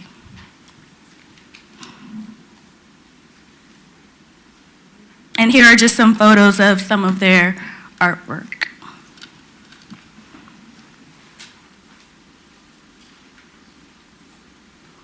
The spotlight is on the following teachers for the month of November for their hard work, dedication, and commitment to our students. Mrs. Melissa Little from Kings Fork High School, David Devers from Lakeland High School, Nathan Roundtree from Nansemond River High, Brendan Rawls, also from Nansemond River High, and Mr. Edward Woodis from Nansemond River High, Shantia Pretlow from Creekside Elementary, Elizabeth Whitworth from Florence Bowser Elementary, Megan Faraba from Hill Point Elementary, and Nicole Frederick from Hill Point Elementary. Definitely thank you for all that you do for Suffolk Public Schools.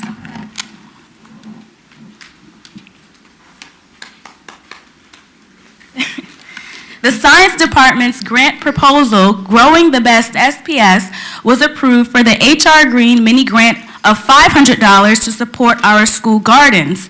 The funds will be utilized to provide materials to assist in our blooming gardens and to help students learn in their outdoor learning classrooms.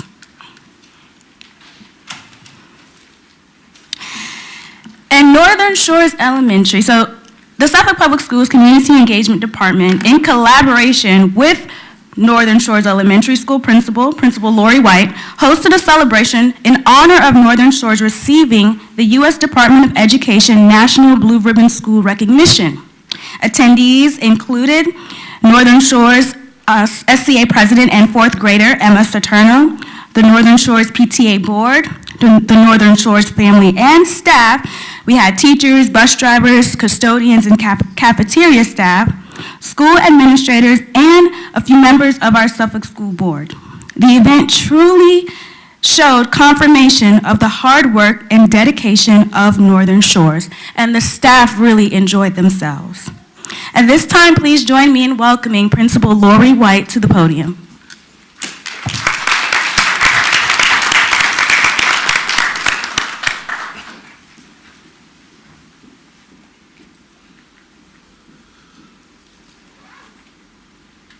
Good evening. How are you all? Good evening. Good evening. I did want to bring something with me tonight that I'm not sure that you all have had an opportunity to see just yet. We are so grateful that we were given the honor, we are one in 325 schools nationwide to receive this honor and award. And I am one person standing in front of you, but there are hundreds that I stand beside each and every day and that really are the heart and soul of this award, our staff, our students, and our families. But I had the opportunity, as well as Dr. Gordon and one of my staff members, Mr. Vincent Pisani, to go to National Harbor in the 1st of November to receive our Blue Ribbon Award. And this is our Department of Education from the U.S. Department of Education, from the Education Secretary, Miguel Cardona. This is our Blue Ribbon School of Excellence Award. So I did want to share that with you all tonight as well. And thank you for your ongoing support of our staff and our students. Before you leave, Lori, before you leave, would you stand right there? Would you keep that award with you? And would you come down and join me?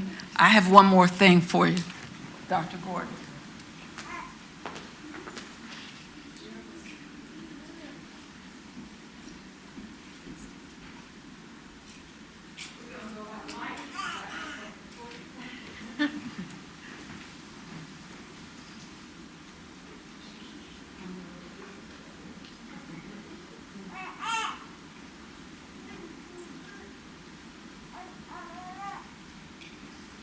I said to you at the reception that I constantly go places and beg, and I don't mind begging anybody for our schools. So I want you to know on one of my expeditions, I talked with somebody who's been asking for money for public schools for years, and in my meeting with him, he said that he could not be here tonight, but he promised me he'd send something, so let me read it to you. It says, "Dear Principal White, faculty, staff, and students, it is truly on the occasion of Northern Shores Elementary School selection as a National Blue Ribbon School in the National Blue Ribbon Schools program. Your selection as a National Blue Ribbon School signifies a job well done. For almost 4 decades, the U.S. Department of Education has bestowed this honor on schools of academic excellence, for academic excellence and closing achievement gaps. By receiving this award, despite unprecedented and overwhelming challenges, this community has demonstrated its commitment to fostering an environment in which students can be productive and safe. It is an honor for me, as the chairman of the House Committee on Education and Labor, to know that my district is home to a school which has received this prestigious national honor. Again, congratulations on this very special recognition, and best wishes to the administrators, teachers, staff, parents, and most importantly, the students.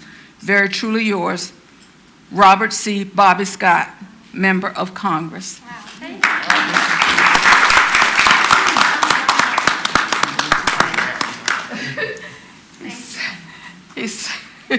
I got this note today on my way out, and you'll get the official letter in the mail, but I thought I'd print it off on some nice stationery so I could read it tonight. This will most certainly be in a frame Congratulations. right next to this in our front foyer Okay. for all to see. All right. Thank you. He's going to send you the official letter. We're going to put you in the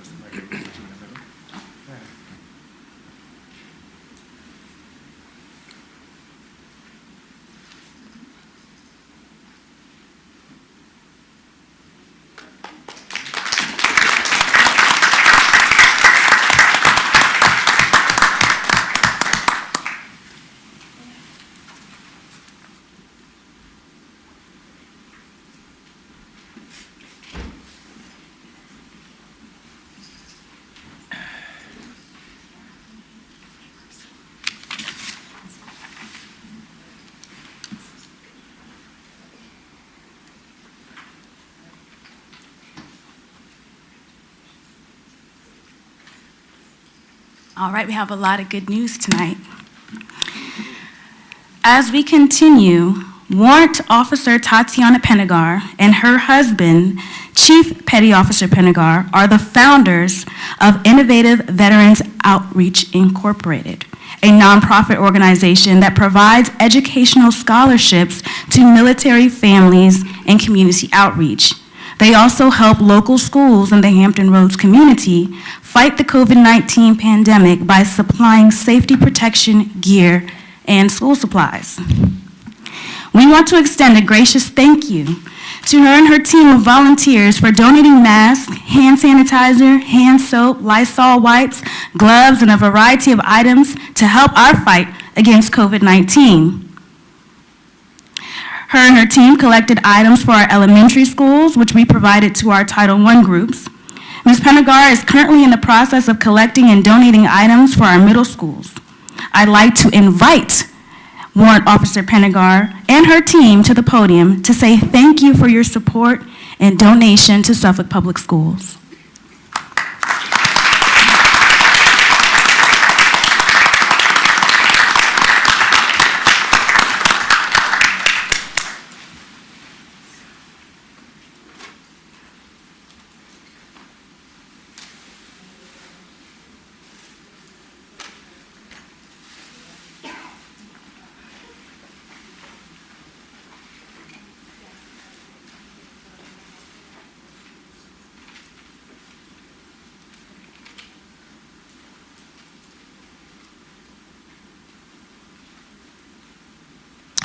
Ladies and gentlemen, as Ms. Ward is passing out some commemorative pins and thank you cards from the school division, Warrant Officer Pennegar, just the fact that you seeked us out tells us a lot about the type of person that you are. And when Ms. Ward brought this information to us, it was overwhelming that we wanted to say and give you a public thank you to you and your entire team.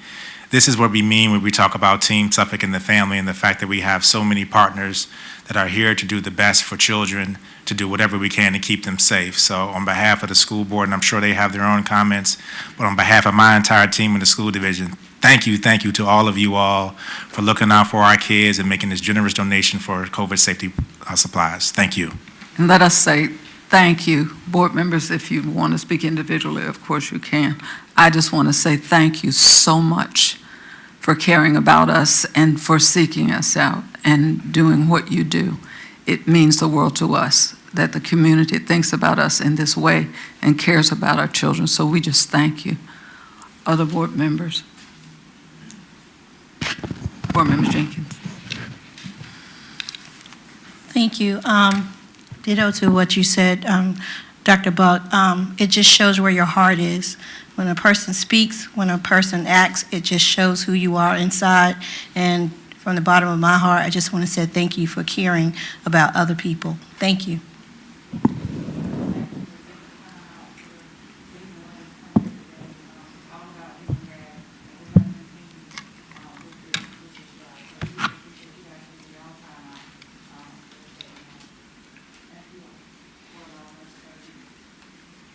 Thank you.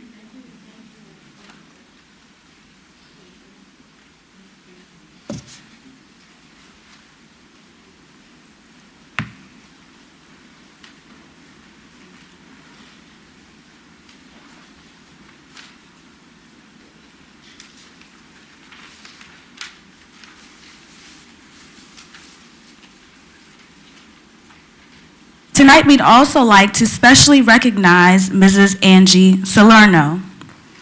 Mrs. Salerno is a Suffolk native who has been employed with Suffolk Public Schools for 26 years. She received her Bachelor's of Fine Arts from Christopher Newport University in 1992 and her teaching certification in 1993. Her dedication and service to our students speaks volumes. In 1994, Mrs. Salerno was nominated as the 94 Rookie Teacher of the Year, and in 2005, she received the SPS Star Award. She just completed a large mural project at the Hampton Veterans Administration Hospital. She has served as a Girl Scout leader for 18 years and has participated in several service projects around Suffolk. Mrs. Salerno painted Kilby Shores, literally. Most of the murals there she painted. Last year, she painted the large outdoor mural in the front of Kilby Shores Elementary. She also served as a seminar series guest on Cooperation and Planning for Virtual Learning for our SPS Lunch and Learn Professional Development Series. This year, she served on the SPS Hybrid Elementary Art Planning Team and painted another large outdoor mural at Kilby Shores, this time on the bus ramp.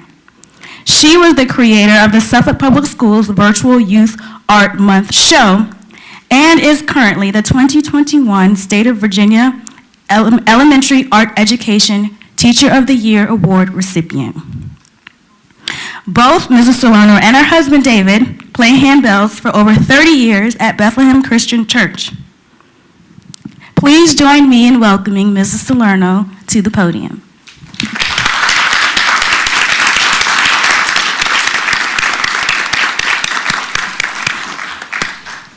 And Ms. Salerno, as you're coming up, I have to say, this means that you are officially the best in the business in Virginia when it comes to art. And you all can see, for our entire school community, notices there's been a strong and heavy influence on fine and performing arts today for our presentation earlier on CPPA, the great work from our Colonel Fred Cherry Orchestra Ensemble, and just making sure that everyone realizes that Mrs. Salerno being the Elementary Art Teacher of the Year and the amount of hours and time that she's put, literally when you go to Kilby Shores Elementary, her signature is all over it.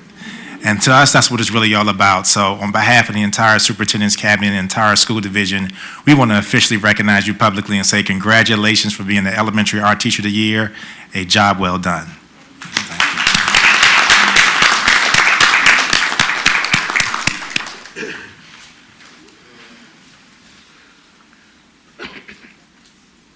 Ms. Ward, don't take that picture yet because did you give her the plaque? No. Oh yeah, don't go anywhere.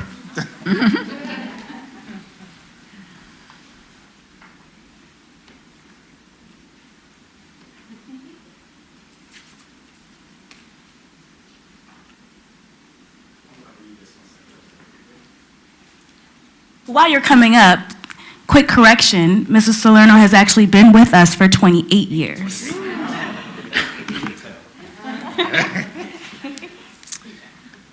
Madam Chair, I want to take the time real quick just to read the plaque. It says, honoring a very special art teacher, Ms. Angela Salerno. Thank you for the dedication and inspiration you have shared with countless students as a passionate art educator. You are making a difference in the lives of many. Congratulations on receiving the State of Virginia Elementary Art Education Teacher of the Year Award for Suffolk City Public Schools on December 9th, 2021. This was written by our own wonderful Tasha Gardner. Excellent job, as we wanted to recognize you. Congratulations again, Ms. Salerno.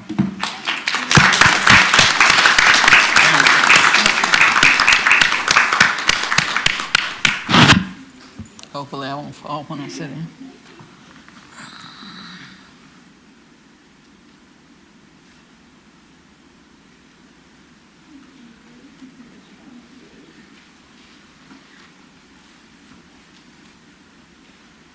And in conclusion of our good news report, I actually did not mention that later during tonight's school board meeting, there's a resolution on the agenda to be voted on by the school board to honor Northern Shores Elementary as well as to honor Mrs. Salerno. Thank you. Thank you, Mrs. Ward. As we, yes, definitely. As we transfer to our calendar of special events, first day of winter, we were actually talking about the winter solstice during dinner tonight. That's on December 21st. Winter break, when Suffolk Public Schools and all departments will be closed December 20th through January 2nd. Mr. Napier's already came up with a schedule and plan to make sure that our buildings are operating effectively. And we're also, just for the board's own knowledge, we are doing several facilities and maintenance projects over those 2 weeks. So I wanted to make you aware in case you see vendors and trucks at our schools. We will return to school after winter break on Monday, January 3rd. Our next school board meeting is January 13th. We also have a vote tonight to determine our organizational meeting. The Center for Performing and Production Arts Open House, which Dr. Neighbors and Dr. Davenport mentioned earlier, will be on January 14th. Also, I want to bring a special recognition to Mr. Al Moore and City Council for having our joint meeting on December 1st of 2021 to get further clarification on our capital improvement plan. We have sent some additional suggestions to the city based on discussions that I've had with Mr. Moore. I kind of had dropped some hints to that to make sure that we can potentially move some projects up. This information will be discussed at the city's planning commission meeting on December 21st. Mr. Moore was in agreement with many of the things that we discussed, so we'll leave it to the city's hands. Again, to reiterate what Ms. Ward had mentioned earlier, congratulations to the Kings Fork High School football team for the regional championship state semifinal appearance. Oh, we wouldn't have fumbled the ball on that 1 yard line, Dr. Lee. I'm telling you, I think we'd be in the state championship game right now. However, for Suffolk Public Schools, that is actually 3 regional titles for fall sports. Again, Kings Fork football, Nansemond River golf team, and Nansemond River cheerleading team were also regional champions. So that shows you that this is where champions reign, yes. As a reminder, I have a Facebook Live tomorrow, December 10th, at 2:00 p.m. We'll be discussing several topics, including some feedback from the board meeting tonight. Just want to take some time, we heard some public comment tonight about our teachers being compensated, and we definitely agree with that. We definitely agree with that. And as the board knows, for our secondary teachers that were teaching an extra class, part of the reason why their compensation is listed because it's a percentage of their salary because they're giving up their planning period. However, earlier in the school year, we also decided to compensate any elementary staff members that were also giving up planning periods, and that's been going on for a while. And due to the outstanding work of Ms. Forsman, the budget and finance team, the recommendations that come from the superintendent's cabinet, we always want to make sure that Suffolk Public Schools is competitive in their salaries. And in the 2 years that I've been here, we've actually increased and revised teacher salary scales twice, and we will continue to do so. We always believe that compensation and or support is always the best way to retain talent. So just wanted to make sure that everyone understands that we hear those concerns and we agree with you, but also to acknowledge the work that we've already done. And before I move on, Dr. Buck, and turn it back over to you, I do want to take some time to say a public thank you to an outgoing school board member, and that's Ms. Linda Johnson, for her service to us. Ms. Johnson, you only were with us for a short period of time, but we all learned a lot. We all learned a lot, and it's always excellent when we have a different perspective from 20 years that you served and serving the city of Suffolk on city council as well as the mayor. You gave us a lot of insight into budget development. You also assisted us when it came to understanding how we all need to work together. And that's one of the things that sometimes the perception is that city council and the school board do not work together, or Mr. Moore and I don't work together. But as Mr. Moore said several times during the joint meeting, he and I talk multiple times a week. And Ms. Forsman works with her counterpart with Thielen and the rest of the group every month. And we're going to continue to have that partnership because we know that our school division is one of the main reasons why people move to Suffolk. But for your service, and it was interesting because you actually had to fill out an application and go through an interview. And it was unanimous when the board chose you to fill that seat. And we know that a lot of great things are going to come out of Sleepy Hollow as Ms. Howell's coming on board. But I wanted to take the time to publicly thank you for all of your work. We actually have something for you as well that we're going to hand you. I'm going to go to the podium and read it. You just have to promise me that you're not going to cry. And we just want to say thank you on behalf of all of us for everything that you've done for Suffolk Public Schools.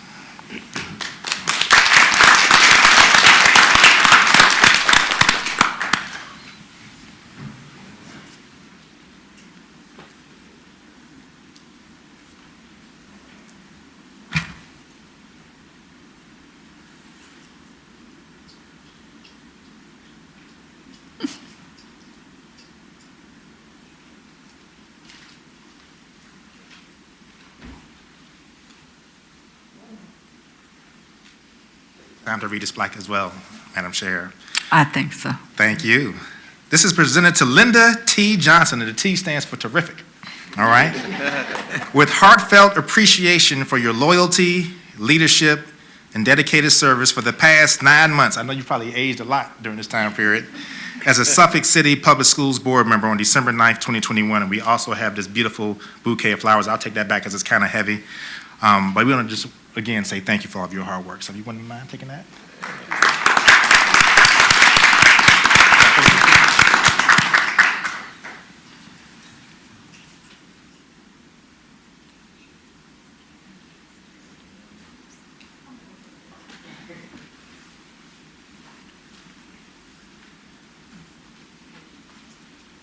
I'll save mine for board comments, but I will say this. During your tenure as mayor of the city, I think you may hold the record for new schools. We built, as mayor of the city, during your 14 years as mayor, we built 6 schools. As mayor of 6 new schools, as mayor of the city, starting with Hill Point, Kings Fork Middle, Kings Fork High, Fred Cherry, Southwestern, and Florence Bowser. Am I correct there? Yeah. You are. And if I could just say one thing, as I was sitting here tonight and I was listening to the strings from Fred Cherry, I was thinking back to 2000, I don't know if it was 3 or 4, and I was from Sleepy Hollow Borough at the time, and Dr. Milton Livermore was the superintendent, and it was budget time. And he came to the city council for the budget, and we talked, and I said, well, there's one thing I'd like to have, and he said, what is it? And I said, it's a string quartet or chamber music. I'd like to have some strings in the schools. Just a little background, my grandfather was a concert violinist in Germany. So he looked at me and he said, if you can help us find the money, we'll find the strings. Mm-hmm. And I sat there tonight and I thought, this is truly what it's all about. And then I had the privilege of sitting here to vote for that arts program. And Dr. Neighbors, I know you're going to make us proud. And I just want to tell you those 2 things meant the world to me. Thank you. Thank you. Thank you. We're going to move right along. Okay, you guys? We're going to move on to the next set of things that we've got to do, and so we need a motion to approve the consent agenda. Madam Chair, I move that we approve the consent agenda. I second the motion. Any questions? All right. Madam Clerk? Board members, please vote. Board Member Jenkins? Yes. Board Member Johnson? Yes. Board Member Mayo? Yes. Board Member Riddick? I abstain. Board Member Story? Yes. Vice Chair Byram? Yes. Board Chair Brooks Buck? Yes. Motion passed. All right. Then we have one more pause that we're going to have to make with regard to personnel. Thank you, Madam Chair. It seems like I'll be handing out a lot of stuff here today, but first, as a part of the personnel report, as we know, we have a retirement from Dr. Suzanne Rice. So before we call her up, I do want to bring up her replacement, who will be officially starting this role probably next Friday at 4:01 p.m. Our new Chief of Administrative Services is Dr. Rodney J. Brown, who has a doctorate in education from the College of William & Mary, a master's degree in special education from Norfolk State, behold, the green and gold. Bachelor of Arts, also from Norfolk State University. He currently has served as our Director of Human Resources, and one of the things that stuck out to us so much in Dr. Brown's interview was not only his institutional knowledge of the school division, but he had experience in doing this role in Southampton County Public Schools before he came to Suffolk. So Dr. Brown, we're going to call you to the podium. You have big shoes here to fill, but we definitely have the confidence in you and give you an opportunity to address the board. Thank you, Dr. Gordon. Thank you. You know, I came here 5 years ago. I came a little slow when I came up here as director. What's going to happen? It is an honor to follow, first of all, behind the great Dr. Suzanne Rice and continue the great work. But I can't take this, come up here and not introduce my family. I have my beautiful wife, Angela, back there. And we have these next 2 individuals, was 3 actually. The first one is Dr. Jaleisha Filbert. She is a graduate of Kings Fork High School. And Our first grandchild, Juliana, is back there. She's 1 month old, so I thank them. And then the other person who's not here, she's in school, is the future doctor, Nicole Ashley Brown. And I say future doctor, she's been accepted in EBMS. Also, a graduate of Kings Fork High School. And I don't say that to brag. I say that to make the point that we're invested in this community. We moved here over 20 years ago. And you guys did a great job. Team Suffolk has educated both of my children. I'm vested here. I'm a part of this community. I am this community. And we are doing a great work. My children, all the children you saw today is an example of that. I just look forward to doing this work. I'm pleased and honored to serve you. So thanks again for this opportunity.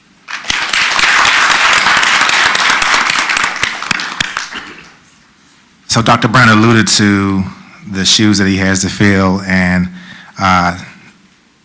she promised me that she wasn't going to get emotional when I brought her up.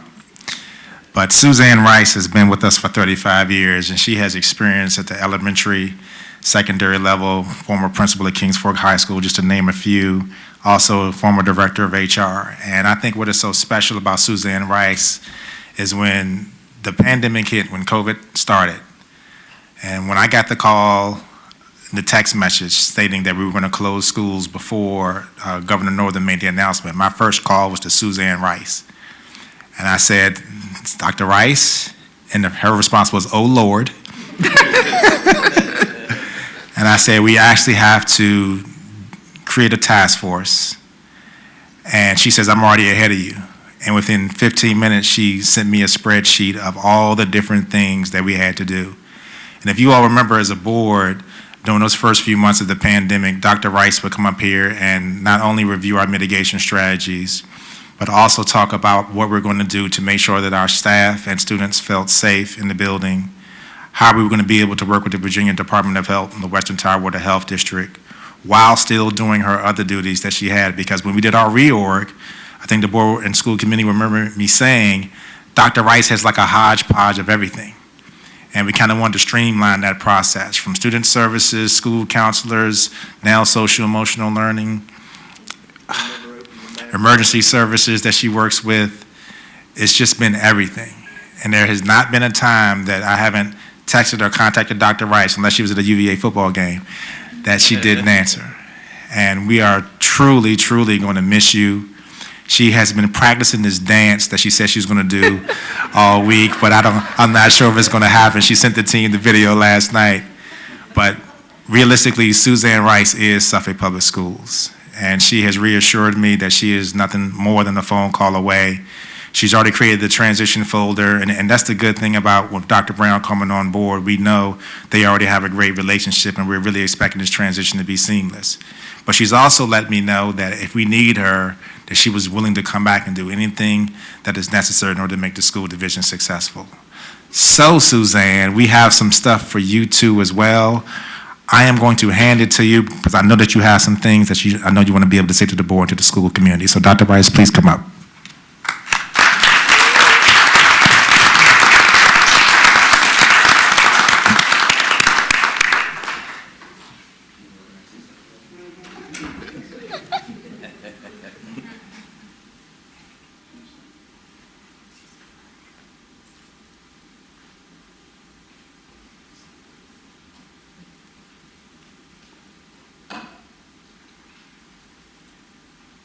Madam Chair, this says, from Suffolk Public Schools to Suzanne Rice. Number one, congratulations on your retirement. With sincere appreciation for your dedicated years of service and leadership with Suffolk City Public Schools, we hope that you will enjoy your well-deserved retirement. It also has on here 35 years of service. That means you must have started with us when you were 5. You know, just thank you so much, Suzanne, for everything that you've done. This has been my left hand. It really has, and we're going to miss her tremendously. So let's pose for this picture before I start taking.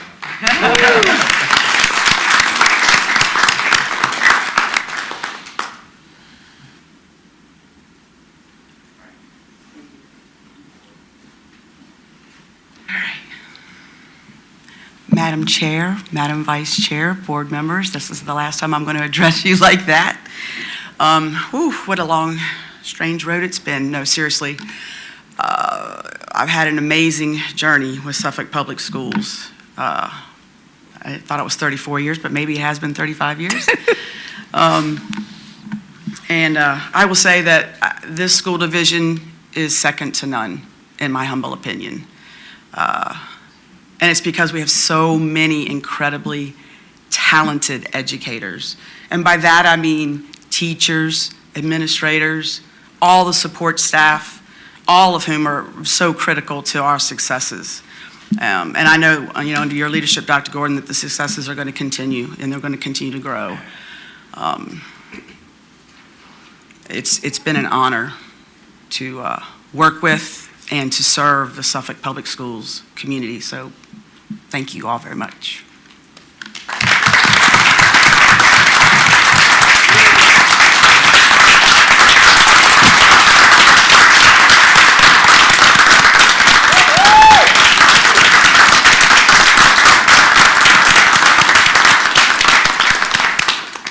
Suzanne, now you know you don't need to go anywhere yet.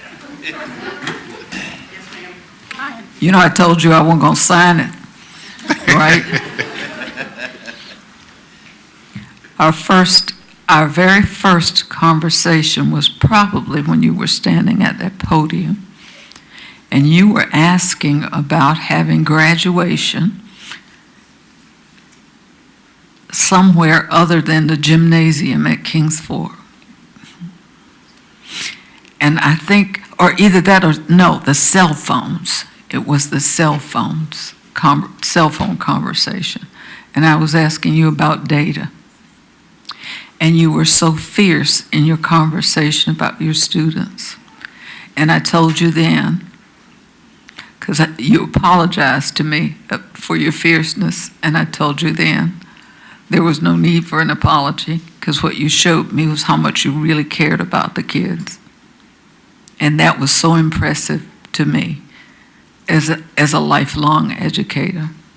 And I know you are, I know it's in your soul. And I can honestly say, wahoo to you, as a fellow Cavalier. I am truly going to miss you. You were one of the first people to truly welcome me here, and I just appreciate you. I really do. Thank you for your job, for your work, for your commitment to Suffolk Public Schools. I'm going to miss you. I'm going to miss you all.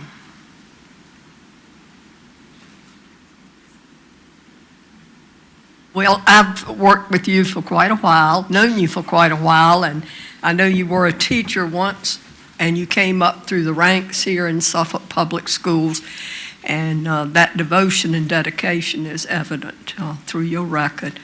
I really learned more about you when I served on people personnel and in that department, and I know you've always, whatever the task, you've done an excellent job, and we will miss you. We really will. And Dr. Brown has some big shoes to fill. He knows that. But thank you for everything that you have done. I have a feeling you'll be involved in some way in education somewhere soon. Take a vacation and think about it like I told you. Thank you, Dr. Rice. Thank you. Size 8, Dr. Brown, they're not too large. Mr. Mayor. Dr. Rice, we just thank you so much for your years of service to Suffolk Public Schools. And of course, I can call you Suzanne because we were fellow administrators together when I was employed by Suffolk Public Schools. So I've known you for a long time, but you always have been dedicated. Whatever task that was before you, you always carried it out with resolve, and you always did what's right for the children, for our students who are the most important to us. And this is why we do what we do, because of that. So I wish you well with your retirement. Enjoy yourself, and just continue to think about us from time to time. I know you will, but enjoy your retirement. It is certainly well deserved. Thank you. Thank you. Dr. Rice, I just want to say thank you for all of your service that you've given Suffolk Public Schools, not just from the 9 to 5, but even probably in the midnight hours you were doing stuff for Suffolk Public Schools, and just thank you for your dedication. And I am happy and I'm grateful that it was so fit that you became a part of my life through Suffolk Public Schools, because I've learned a lot from you. We've had some private conversations, and I've learned a lot from you, and you've just showed excellent, you're just a good all-around person, and I just thank you for it. You're not phony. You say what you mean, and you mean what you say, and I thank you for that, and Godspeed. Thank you.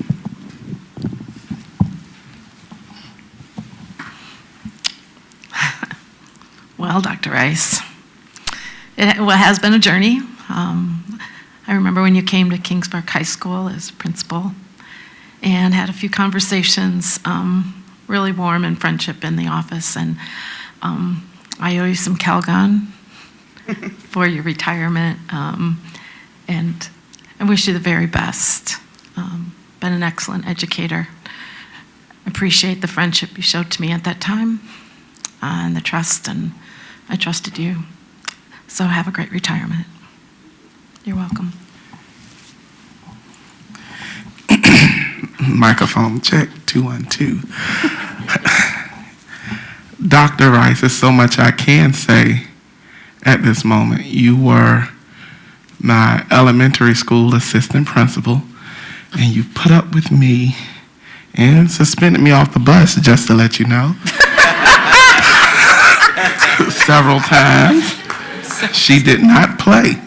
She told you once, called your mom once, and you was going home after that. But I thank you for your sternness that I experienced from you. You were my assistant principal at Elephants Fork, and you were my principal at Kings Fork High School. It was a blessing to be able to receive my high school diploma from the principal who suspended me off the bus, who watched me grow up and become a positive contributor to society. And I just want to say thank you. And I know that you are going to enjoy your retirement. You deserve it. One thing I can say, as a student, we knew you cared about us. You could correct us because we knew you cared. And we saw that every day that you were our administrator at Kings Fork High School. We just want to say thank you, and I wish you well. Thank you, and from a former student, that means a lot. Thank you. Dr. Rice, don't leave quite yet. I think I met you when you were principal at Kings Fork High School, but I just wanted to say to you, I especially appreciate what I experienced with you through the COVID pandemic. You came here, you gave us straightforward information, you were always very direct with what your instructions would be, and you didn't lead us astray. You did a great job with that, and so I thank you for that. And retirement is kind of fun, so I think you're going to enjoy it. Thank you. Thank you all.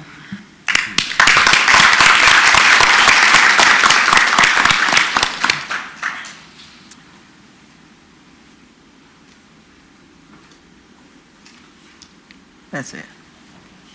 Okay. We are at unfinished business now. We have an ordinance that we need to vote on. Ordinance 21/22-21. This is maximum safety and efficiency required. Review of bus routes. Madam Vice Chair. Yes, Madam Chair, I recommend that we approve ordinance 21/22-21 as stated. Is there a second? I second the motion. Are there questions?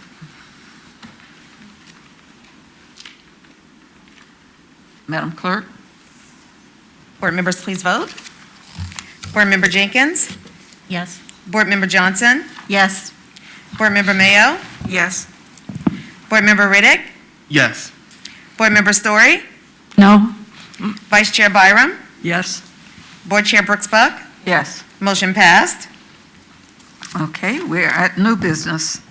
We need a motion for approval of new substitute teacher rates for the remainder of 21-22 school year.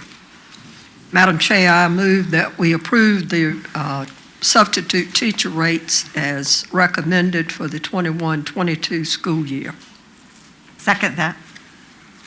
Second. It's been moved and seconded. Do we have any questions? Yes. Okay, Board Member Riddick. Madam Chair, I believe for those persons who have earned a degree, that there should be some differentiating in their pay versus receiving the same as a person who does not have a degree. I could even see myself voting a yes to 150 for a short-term sub who has a degree and leaving it at 125 for a short-term sub who does not have a degree. But I think there should be a difference in the compensation.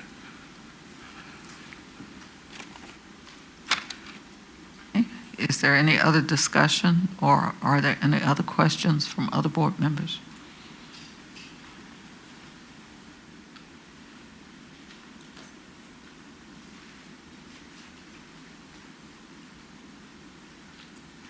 Madam Clerk?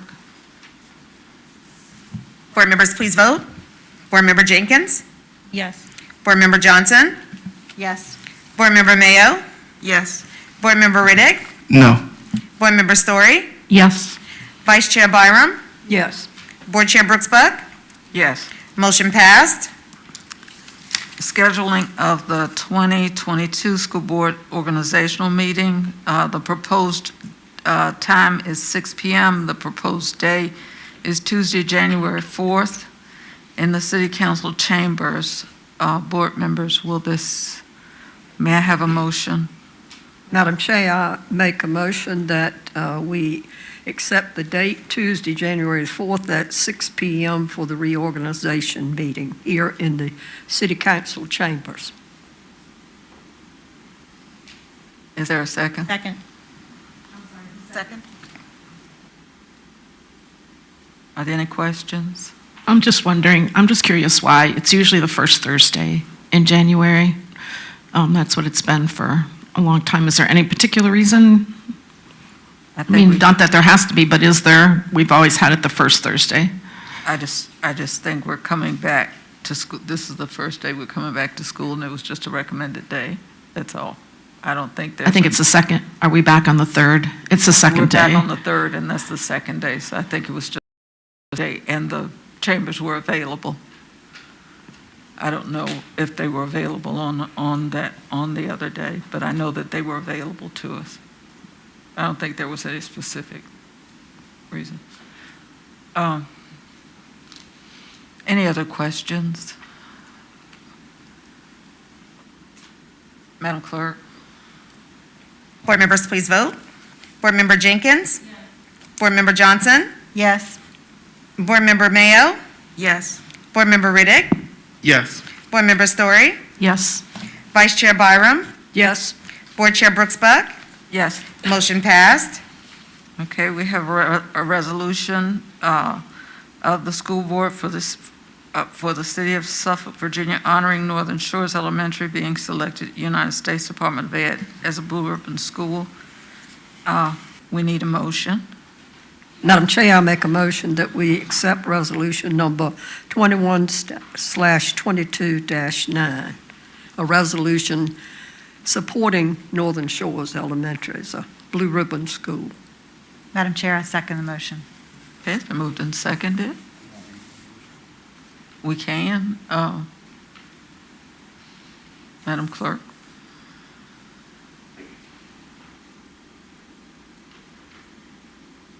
A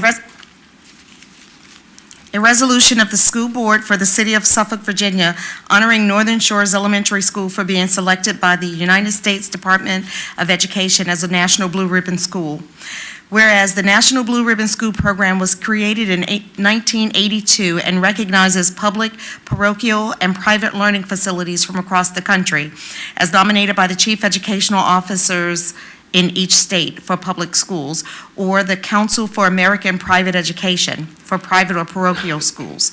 And whereas public schools, including schools in the District of Columbia, Puerto Rico, and Virgin Islands, are nominated by their chief state school officer, CSSO, and the following entities: Bureau of Indian Education, BIE, and the Department of Defense Education Activity, DODEA.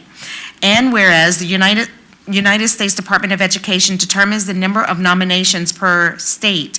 States and public entities, including District of Columbia, Puerto Rico, and Virgin Islands, BIE, and DODEA, are allocated a number of National Blue Ribbon school nominations based on total K-12 student enrollment and number of public schools. Allocations range from a minimum of 3 schools to a maximum of 35. And whereas the nominated school has, 1, no history of testing irregularities, nor charges of irregularities having been brought against the school at the time of nomination. 2, not been identified by the state within the last 2 years as persistently dangerous. 3, not been issued a notice of civil rights violation by the Office of Civil Rights, nor are there any pending suits alleging that the nominated school has violated one or more of the civil rights statutes under the Constitution's Equal Protection Clause. And 4, not been found to have violated the Individuals with Disabilities Education Act in a U.S. Department of Education monitoring report. And whereas the National Blue Ribbon School Award acknowledges and validates the hard work of students, educators, families, and communities in striving for and attaining exemplary achievement. For many educators, receiving the award is the realization of a long-held dream. Local and state media eagerly profile recognized schools, helping the school in its district and community gain additional exposure. And whereas National Blue Ribbon Schools, NBRS, serve as models of effective school practices for state and district educators and other schools throughout the nation, and NBRS personnel are often sought out as mentors. Successful applications posted on the NBRS website detail key elements of successful schools, from individualized student supports, include intentional instruction, collaborative cultures, and targeted curricula. And whereas on September 21st, 2021, U.S. Secretary of Education Miguel Cardona recognized 325 schools as National Blue Ribbon Schools for 2021. The recognition was based on a school's overall academic performance or progress in closing achievement gaps among student subgroups. And whereas Secretary Cardona said that the 2021 cohort of honorees demonstrates that what is possible when committed educators and school leaders create vibrant, welcoming, and affirming school cultures where rich teaching and learning can flourish. And whereas Secretary Cardona went on to say that he commends all our National Blue Ribbon honorees for working to keep students healthy and safe while meeting their academic, social, emotional, and mental health needs. In the face of unprecedented circumstances, you found creative ways to engage, care for, protect, and teach our children. National Blue Ribbon Schools have so much to offer and can serve as a model for other schools and communities so that we can truly build back better. And whereas Superintendent of Public Instruction for the Commonwealth of Virginia stated that these schools epitomize the determination of our Commonwealth's public schools to maximize the potential of all students. Superintendent Lane extended his congratulations to the success of the students and faculty at each of these schools and their unwavering commitment to excellence, even during the extraordinary circumstances of the last 2 years. And whereas the coveted National Blue Ribbon Schools Award affirms the hard work of educators, families, and communities in creating safe and welcoming schools where students master challenging and engaging content. Now in its 39th year, the National Blue Ribbon Schools program has bestowed approximately 10,000 awards to more than 9,000 schools. And whereas Northern Shores Elementary School was one of 7 schools in the Commonwealth of Virginia and 325 schools nationwide selected as a National Blue Ribbon School by the United States Department of Education for closing achievement gaps between the school's student groups and all students. And whereas on November 4th, 2021, representatives from Northern Shores Elementary School were honored at an annual award ceremony held in Washington, D.C. and presented an engraved plaque and program flag with the official seal signifying its status as a National Blue Ribbon School. Be it therefore resolved that the school board for the city of Suffolk, Virginia honors Northern Shores Elementary School for having been selected by the United States Department of Education as a National Blue Ribbon School for closing achievement gaps between the school's student groups and all students. And be it further resolved that a true copy of this resolution is to be publicly displayed in a prominent location at Northern Shores Elementary School. Adopted this 9th day of December, 2021. Thank you. Our next, we need to vote. Madam Clerk. Board members, please vote. Board Member Jenkins? Board Member Johnson? Yes. Board Member Mayo? Yes. Board Member Riddick? Yes. Board Member Story? I abstain. Vice Chair Byram? Yes. Board Chair Brooks Buck? Yes. Motion passed. Our next resolution is Resolution 21/22-9, a resolution of the School Board for the City of Suffolk, Virginia, honoring Angie Salerno, who received the State of Virginia Elementary Art Education Teacher of the Year for 2021. Madam Chair, I move that we accept resolution number 21-22/22-10, recognizing Ms. Salerno as Virginia Art Education Teacher of the Year. Is there a second? I second the motion. Madam Clerk, would you read the resolution? A resolution of the School Board for the City of Suffolk, Virginia, honoring Angie Salerno, who received the State of Virginia Elementary Art Education Teacher of the Year Award for 2021. Whereas, given the emphasis on substantive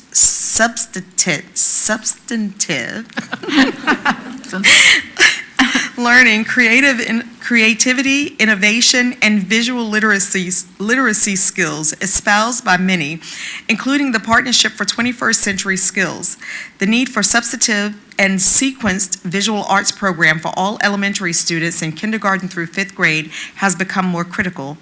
And whereas the elementary school course of art instruction is based on locally developed curriculum requirements and is aligned with the National Visual Arts Standards, incorporates the Virginia Visual Arts Standards of Learning, and meets the Virginia Standard of Quality.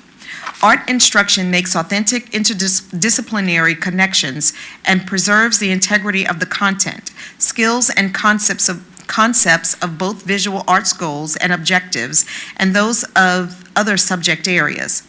Assessment is ongoing, formative, performance-based, and designed to assess students' critical thinking and art-making skills, creativity, and content. And whereas only high-qualified candidates, as defined by the Virginia Visual Arts Licensure Standards, are considered for art teacher positions, and whereas Angie Salerno has been employed as an elementary art teacher for Suffolk Public Schools for the past 26 years and has remained at Kilby Shores Elementary School throughout her tenure. And whereas the Virginia Art Education Association honors exemplary art educators who merit recognition for their advocacy, leadership, and contributions to the field of art education. And whereas Angie Salerno is a 2021 Virginia State Award winner and received the Elementary Division Award for her exemplary advocacy, leadership, and contributions to the field of art education from the Virginia Art Education Association. Be it therefore resolved that the School Board for the City of Suffolk, Virginia honors Angie Salerno for having received the State of Virginia Elementary Art Education Teacher of the Year Award for 2021, adopted this 9th day of December, 2021. Madam Clerk, ready to vote. Board members, please vote. Board Member Jenkins? Yes. Board Member Johnson? Yes. Board Member Mayo? Yes. Board Member Riddick? Board Member Story? Yes. Vice Chair Byram? Yes. Board Chair Brooks Buck? Yes. Motion passed. We have public speakers on non-agenda items.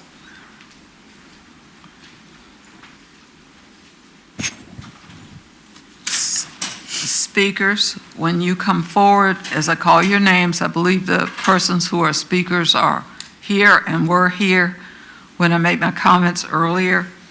We will ask you, the clock is showing at 4 minutes and 30 seconds. One of our security people will approach you to let you know that your time is running out. We expect you to be cooperative and respectful, and at 5 minutes, your mic will be turned off, and you are to leave the podium. We appreciate your cooperation, and we expect nothing less. The clerk will read to you the parameters of your statements, and we thank you for whatever you have to say. Madam Clerk? It is the intent of the school board to ensure that the affairs of the board be conducted in an open and orderly manner, that all persons desiring to address the board are afforded an opportunity to do so. Any persons addressing the board shall, 1, confine their comments to matters germane to the business of the school board. 2, refrain from words or statements which from their usual construction and common acceptance are construed as insults and tend to incite violence or breach of the peace. 3, refrain from obscenity, vulgarity, or other breach of respect. 4, comply with the time limit for public comment as set by the board, which can be up to 5 minutes unless the board, through the exercise of its discretion, decides to allow less than 5 minutes for public comment. 5, refrain from cumulative or repetitive remarks. And 6, refrain from making any comments regarding any pending student discipline or employee grievance matters. The appropriate forum for such matters is the applicable administrative hearing provided by state law or, where appropriate, court proceeding. The school board welcomes comments from the public as appropriate. Board members will listen to public comments but will not comment unless granted permission by the chair. The chairman or other presiding officers shall preserve decorum and shall decide all questions of public order subject to appeal to the board. At the request of the chairman, a city police officer shall act as sergeant-at-arms at all board meetings.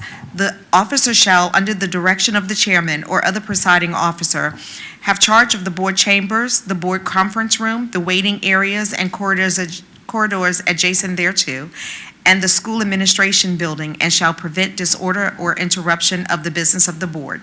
Please state your name and address before speaking. Greg Cashmark will address current events.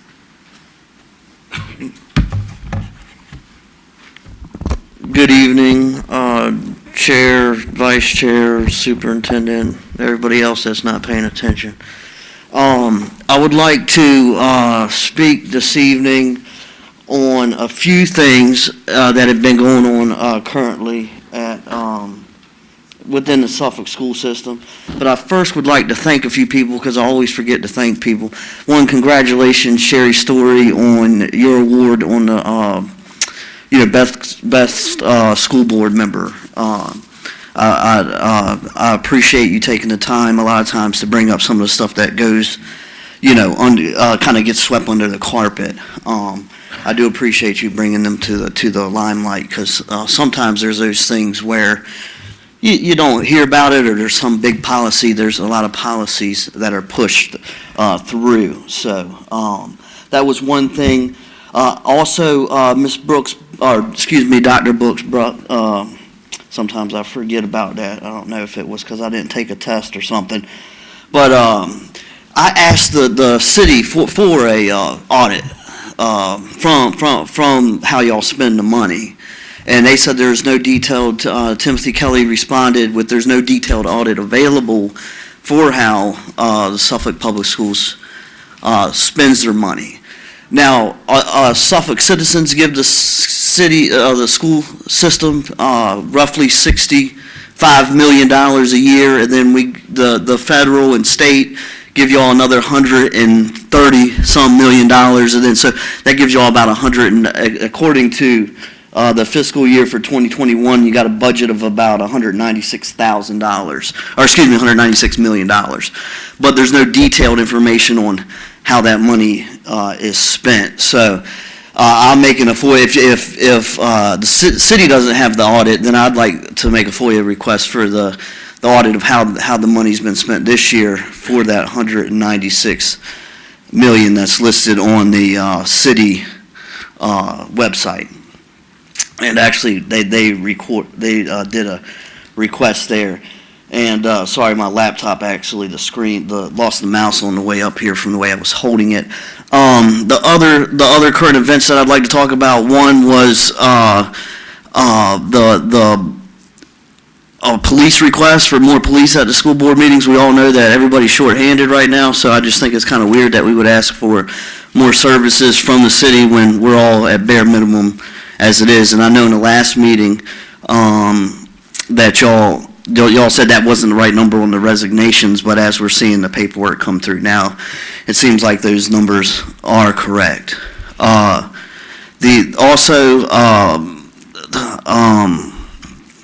The other thing that I'd like to speak about too is the school systems, the two new middle schools that we decided that we're going to build 2 schools, and Suffolk is currently only partially abided by the Justice Department's rules for desegregation of the schools, and I don't know why we can't build another school. One of the orders from the Justice Department was to change the attendance methods for the schools. So I think that if we built one middle school to take to take attendance from more counties, that we would be able to have more diverse schools.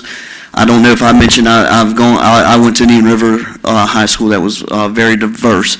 I did like Suffolk a lot more before the pandemic because I've watched many other school systems across the nature working for the federal government. I see a lot of stuff from other states and other school systems and other things to that nature, and they were trying to build the best Suffolk. I feel like Suffolk was left behind.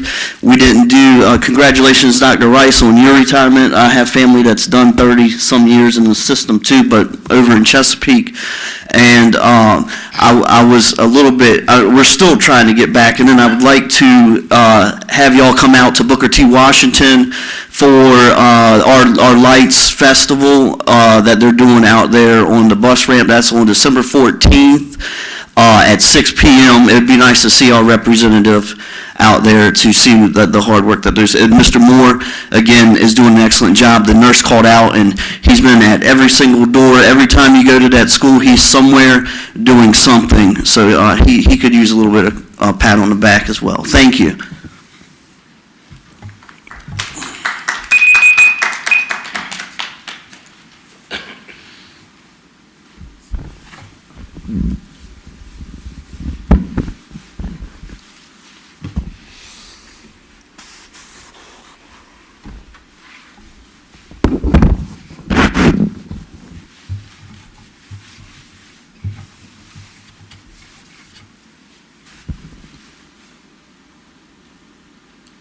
Jonathan Powell, issues and concerns with contracts within Suffolk Public Schools.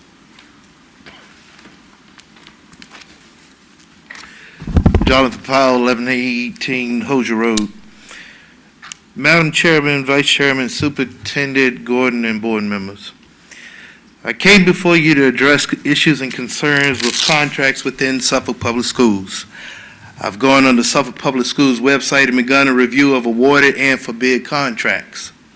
The contracts have statements of work, preliminary bid requirements, letters of award, and IDIQ requirements, along with mandatory contract language.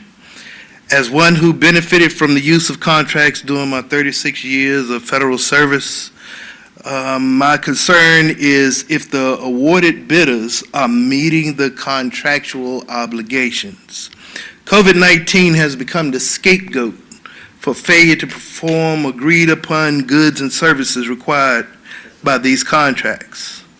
The service for the services to Suffolk Public School systems. The last time I spoke before this board, my frustration was on full display. I'm very pleased and satisfied with the courtesies extended, the responses given from Superintendent John Gordon, his staff, and the people that reached out to me to give me some answers. I am grateful for the openness and unabated transparency shown by all that I encountered. I'm grateful for the time spent to ensure all of my questions and all of my concerns were addressed and answered, that the information provided and that the access to the information was a welcome change from my past experience over the past few years. I do believe this experience I had, the actions taken to provide a feeling that my concerns were actually heard by the superintendent and his staff, is a way ahead. I say this is a way ahead to solving issues and concerns for myself and other citizens with a vested interest as a stakeholder in Suffolk Public Schools. Thank you. Thank you.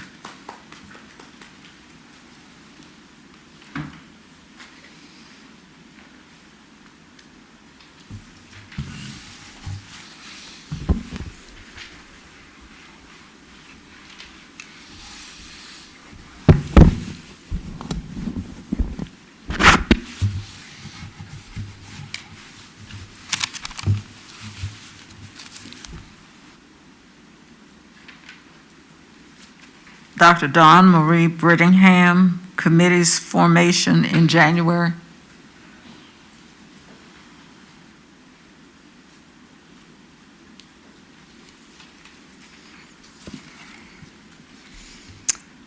Hello again, board members. My name is Dr. Dawn Marie Brittingham, 7295 Harvest Drive. And I'm here again tonight to discuss another important issue. January committee formations.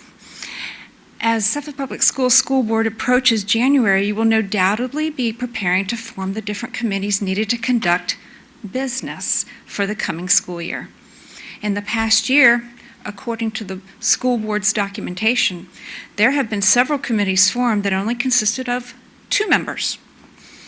Robert's Rule of Order delineates that committees should consist of no less than 3 members, so that business is conducted appropriately and a quorum can be established if necessary. The school board should spend time reviewing Robert's Rules of Order and utilize the framework provided to ensure that the Suffolk Public Schools School Board business is conducted above reproach. It would also be beneficial if both the chair and the vice chair were not the only 2 members overseeing committees moving forward.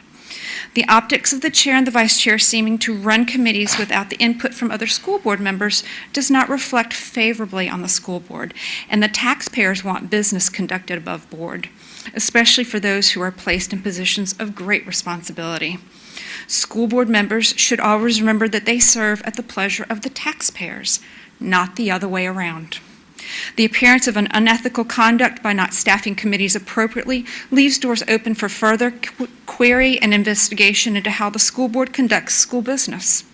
Serving on the school board is serving in a leadership capacity, and the members need to reflect often on the responsibilities to their constituents in each of their boroughs and whether they are serving the best interest of their borough taxpayers or not.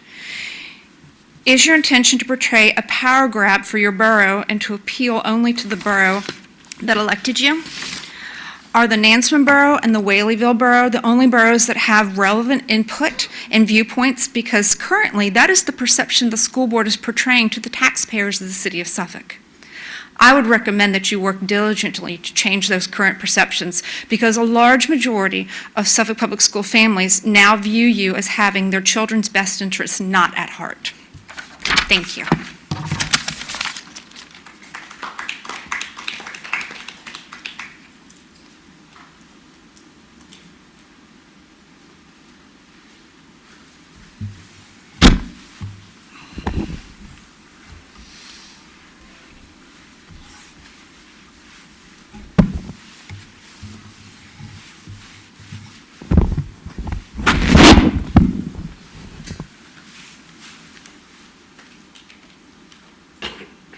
Next speaker is Angela Kilgore, who would like to talk about Suffolk Public Schools teacher staffing numbers and CRT is or is not being taught / implemented within SPS.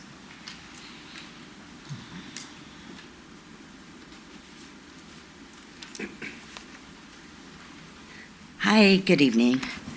My name's Angela Kilgore, 1433 Redwood Court, Suffolk, Virginia. I think this board should also be providing their addresses as residents before they speak, by the way, just a note. I'd like to state tonight, I would like to thank Ms. Wallstrom for coming up and providing the clarification that I was going to actually give tonight in my speech. When I misspoke last school board meeting, and I stated week versus month. I do stand correct. We lost 34 teachers last month. The numbers totaling since June have been 240 lost teachers. Yet, I am aware and know of many certified applicants receiving rejection letters for positions they have never applied for. Teachers are teaching understaffed, overworked, and live punching bags for angry children right now. With all the wisdom that sits on this board, you must see this, that the numbers don't apply. Sorry, I've attended and spoke at the last few meetings and learned quickly how political education has become, which brings me to another clarification I'd like to make. I'm passionate. Please don't use me as an example when describing a security threat. I'm not angry. I am simply a mother of two who is a disabled veteran, and I understand the need to respect authority. And I'm blessed with another day of life, and I mean no harm. My journey here tonight didn't start the night that I was asked to leave the podium due to rules that I was not aware of. Excuse me, again. I definitely don't like returning each meeting because of enjoying embarrassing myself. Our teachers are in the Hampton Roads, are the least paid teachers in the Hampton Roads areas, and that has been the case for years now. A few weeks ago, I requested that Mr. Wagner at Lakeland High School, the principal, to put out a wish list for our teachers to fill out. What do they need in order to perform their jobs? Mr. Wagner, for the record, assured me that some of these items would be provided himself. I just want that noted. But the teachers the most wanted item was gift cards. So tonight, I encourage each of you who would like to give this holiday season to include your teachers on your gift list. What a simple gesture of support for all of us parents to show our teachers, to show our appreciation and our care for what they're dealing with and to pay it forward. Again, I want everyone to know I have no political aspirations. I'm here because somebody has to get answers to questions this superintendent continues to dodge. His aspirations are political. It's clear by the chess game he is playing. First year he arrived, girls were upset because a transgender student was in the locker room and bringing other boys in. This incident was quickly squashed, along with many others. My second encounter with this superintendent was when I learned about our teachers, how they were informed that they were responsible financially for procuring any personal protection equipment that that would be needed for them to return to the classrooms. I was particularly interested in this being that I'm disabled, two-time cancer survivor. Our high-risk teachers are usually our elder teachers, our teachers with the most wisdom and experience. What could we do to protect them? I immediately wanted to step up to the plate. I wanted to do something. I brought together this idea for a outdoor movie theater, a drive-in movie. Everybody was on board. Who dodged it? Who denied it? The superintendent. Why? We were not allowed to do anything that could potentially reopen our schools. I've got questions, and I think that we all deserve answers. Taxpaying citizens deserve answers. Thank you. Merry Christmas. Merry Christmas.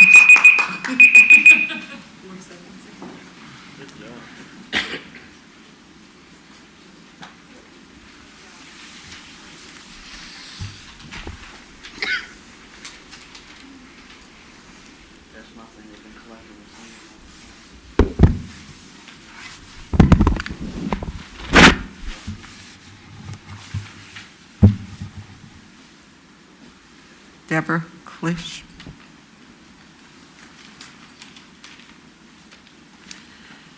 Deborah Cliche, 121 Blessing Circle, Suffolk. Good evening, parents and school board members. I have serious concerns about the staffing issues that Suffolk Public Schools is facing. I won't go through all the numbers, that's been mentioned a few times this evening, but I'm really sad that since August of this year, that's not been that long ago, that we've lost 131 staff members. Who is replacing these employees? How many non-certified people do we have in the classrooms? Are there substitutes working in long-term positions? They're not certified in the subjects they're teaching. Parents deserve to know what is going on. Students deserve to be taught by highly qualified teachers that are certified in their respective content areas. What is the school division doing to retain staff? Are the constant fights in the schools due to inexperienced people covering the classrooms? Are teachers leaving due to stress, huge student-to-teacher ratios, and the lack of disciplinary follow-through by the school division? Has this been done by design to make learning virtual again? It seems to me that the superintendent has spent a great deal of time on branding Suffolk Public Schools, but not nearly enough time focusing on improving student scores in reading, writing, and math. Congratulations to Northern Shores Elementary on their 2021 National Blue Ribbon Award. I am sure the teachers, students, and that particular principal in that building are the ones who work diligently to improve student achievement, not administration from downtown Suffolk. Their award is impressive. However, we have many other schools in Suffolk that are not improving student achievement, and that needs to be the focus of this board. Please focus on students and focus on providing them with the best education possible. Put aside your petty focus on the 3 FOIA lawsuits that you have lost. Kids first should be the focus every day. And if you people cannot do this, then resign, so others who are committed to the kids can step up and give them a quality education. Thank you.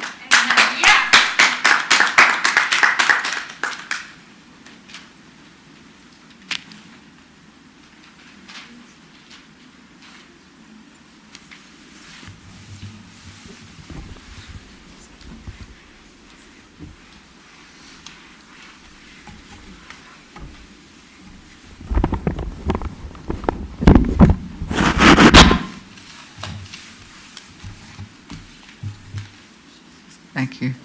Ebony Wright will speak about current events as well.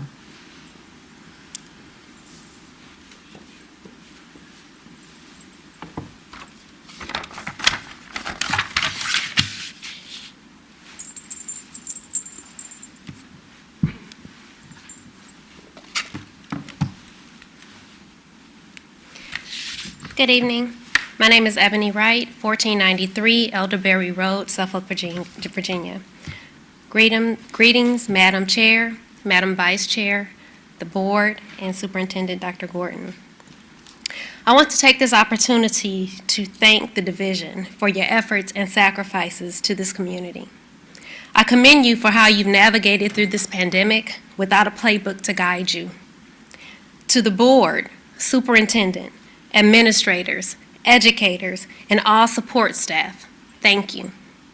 While every district has room for improvement, it's imperative that we not only focus on those areas, but we must also acknowledge our achievements.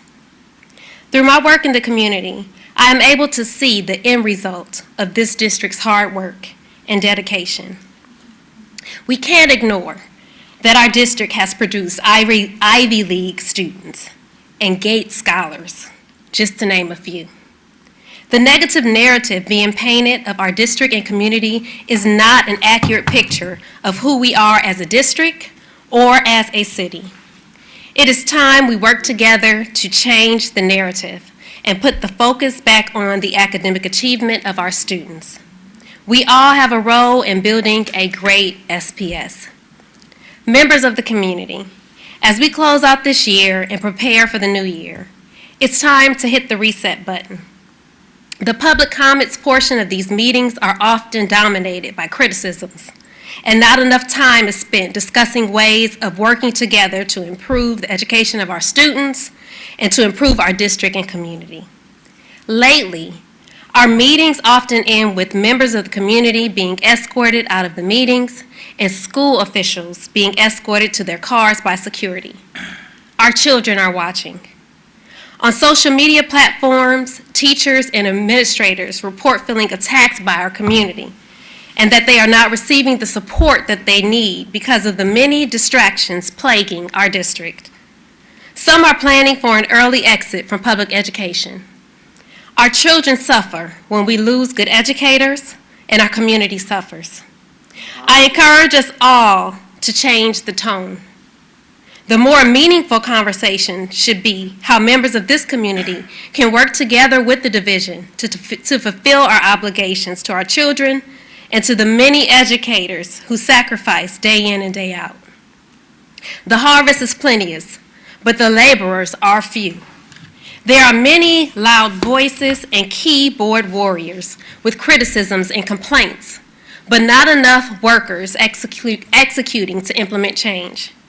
While schools are not open to volunteers right now because of COVID restrictions, I encourage the loud voices to join the local PTAs across the district to help encourage our teachers and lighten the load until we're able to volunteer in the classrooms. Members of the board, going into this new year, I encourage you all to stay focused and not allow the distractions Pardon me, please stop the clock. Officer, there is someone who continues to talk while Ms. Wright is talking. If they will not be quiet, please remove them.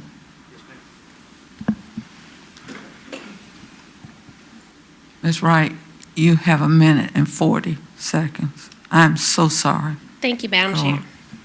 Going into this new year, I encourage you all to stay focused and not allow the distractions to dominate the great work that you have accomplished and will continue to accomplish. The tone is set at the top. To the members of the board who have taken steps to collaborate with community stakeholders through social media platforms, I applaud your efforts, as we most certainly can't impact change in our schools without hearing the concerns and ideas of our stakeholders. However, I encourage you to please use your platforms responsibly and for the greater good of our students and this community. In your efforts to promote collaboration, accountability, and transparency, both of which I am a huge proponent, I encourage you to examine your motives and your tone. While valid concerns are often raised, I encourage you to revisit your oath of office to faithfully and impartially discharge your duties, with great emphasis placed on impartiality. I encourage you to ensure that your motives are pure and free of hidden agendas, such as flipping seats and recall efforts for political posturing to push political agendas. In your efforts to collaborate with the community, I encourage you to be sure not to breach confidentiality as it pertains to official board business and to strive to protect sensitive information that is protected by FOIA exemptions, attorney-client privilege, and law enforcement sensitive. Lastly, I encourage you to review the distinction between governance and school administration. Our district's climate is suffering as board governance by certain members of the board has been expanded to administration and the advancement of personal agendas. Thank you. Thank you, Ms. Wright. You're welcome. That's the end of our public comments. At this time, we will have business by board members. Board Member Riddick, would you like to start?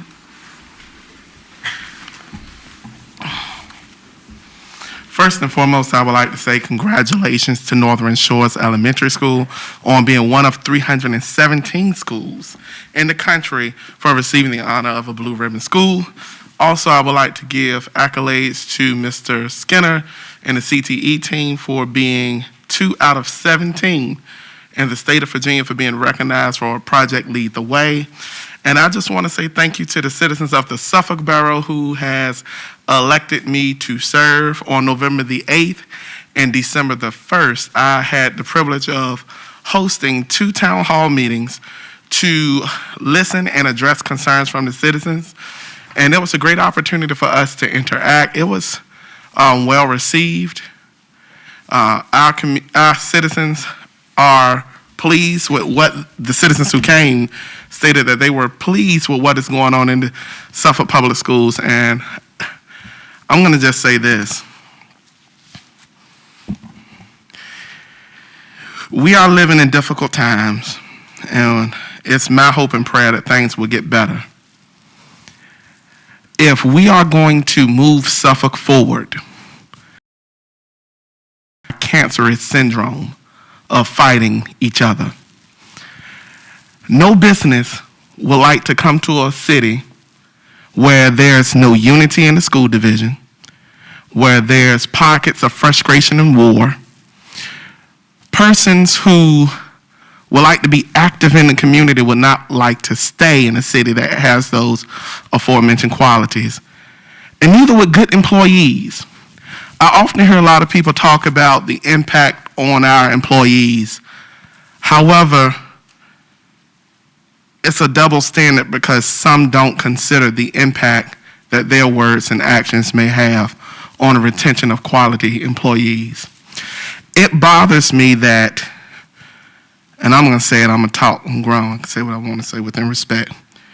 It bothers me that our Chief Financial Officer is being dragged through the mud when her department goes through 3 audits, if I'm correct, federal, state, and local. Has had the privilege of serving on one of those audit committees. And I came to the table, and some people gave me some information. It's embezzlement, this, it's that. And I mean, you had a bunch of people starting lies, just telling me a bunch of stuff. I gave the information to the auditor. I said, look, this is what's been reported to me. The auditor did a detailed audit, and it came, yes, I said it, you heard me correctly, and it came back clear. It came back clear. If we're going to grow Suffolk, it's okay that we have a difference of opinions. It's okay that we don't all sit horses. But at the end of the day, when we have to keep going tit for tat and back and forth, the person that is suffering the worst is not you, it's not me, but it's the children.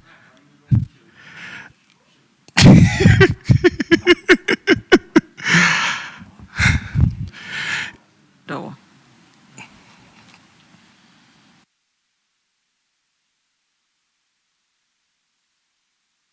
Madam Chair, may I continue? Yes, please. Good night. There's an old saying that if you throw a rock in a pack of dogs, the only dog that's going to holler is the dog that got hit. But at the end of the day, we got to make sure our children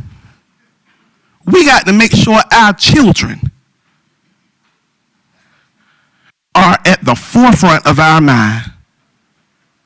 Because every vote we take impact real people. This is not a game. This is not The Sims.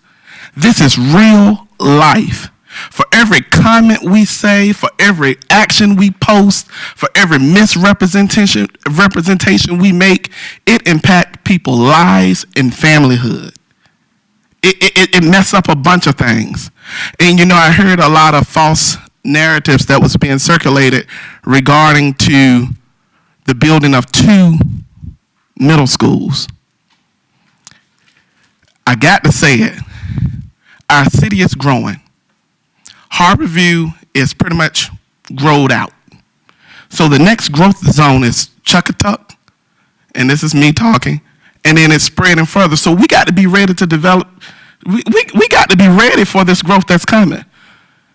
And if we reduce 2 schools to make 1, we will be back where we are now, hollering about it's not enough rooms and we have mobile units.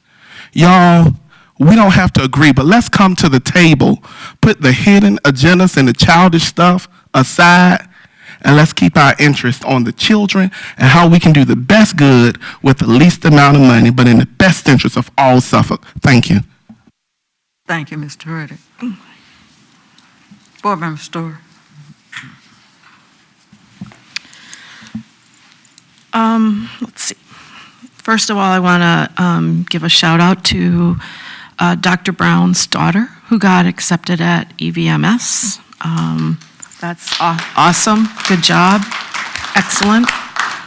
Tell her congratulations for me, please. Thank you. I also want to wish Ms. Johnson just blessings going forward, blessings in whatever you put your hand to. May you prosper.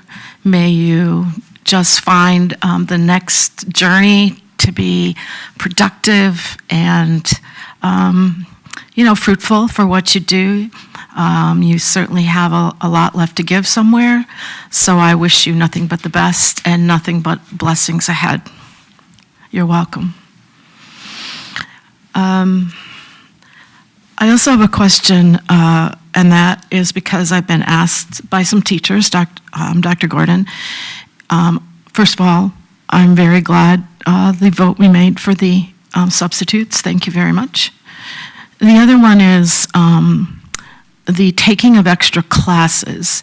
It seems that if a teacher has 5 and is willing to cover a 6th, they're paid one amount, but those who already have 6 and are willing to cover for a full load of 7 get a lesser amount. Is that correct? And I wish it was just be one flat fee for everyone. And I know that some teachers have asked that. It seems if you already have 6 and you're stepping up to take a 7th, then that's certainly worth a lot. You're already having 6. How come covering an extra class would be 2 different fees? So that's the question they asked me to ask you. Thank you. And Ms. Story, and Ms. Forsman, you can correct me if I'm wrong, or Dr. Moran, I'm wrong. First of all, we really try to shy away from a teacher teaching every period because we believe in mental fatigue. Is it 1/6 of their salary for any additional, and you're talking about the secondary level, any additional class that they are teaching? And that's consistent. No, I'm talking about if they cover for a if they cover where there's not a sub. So it's not on a permanent. I know the extra class is 1/7 of their pay. 6. Okay, 1/6. But if then they need more coverage for people who aren't there, it seems that there's 2 different amounts for the substitute, quote, substitute pay. They're taking a place for that day for an extra class. And if they have, is that true? If they have, No, ma'am. they're all the same.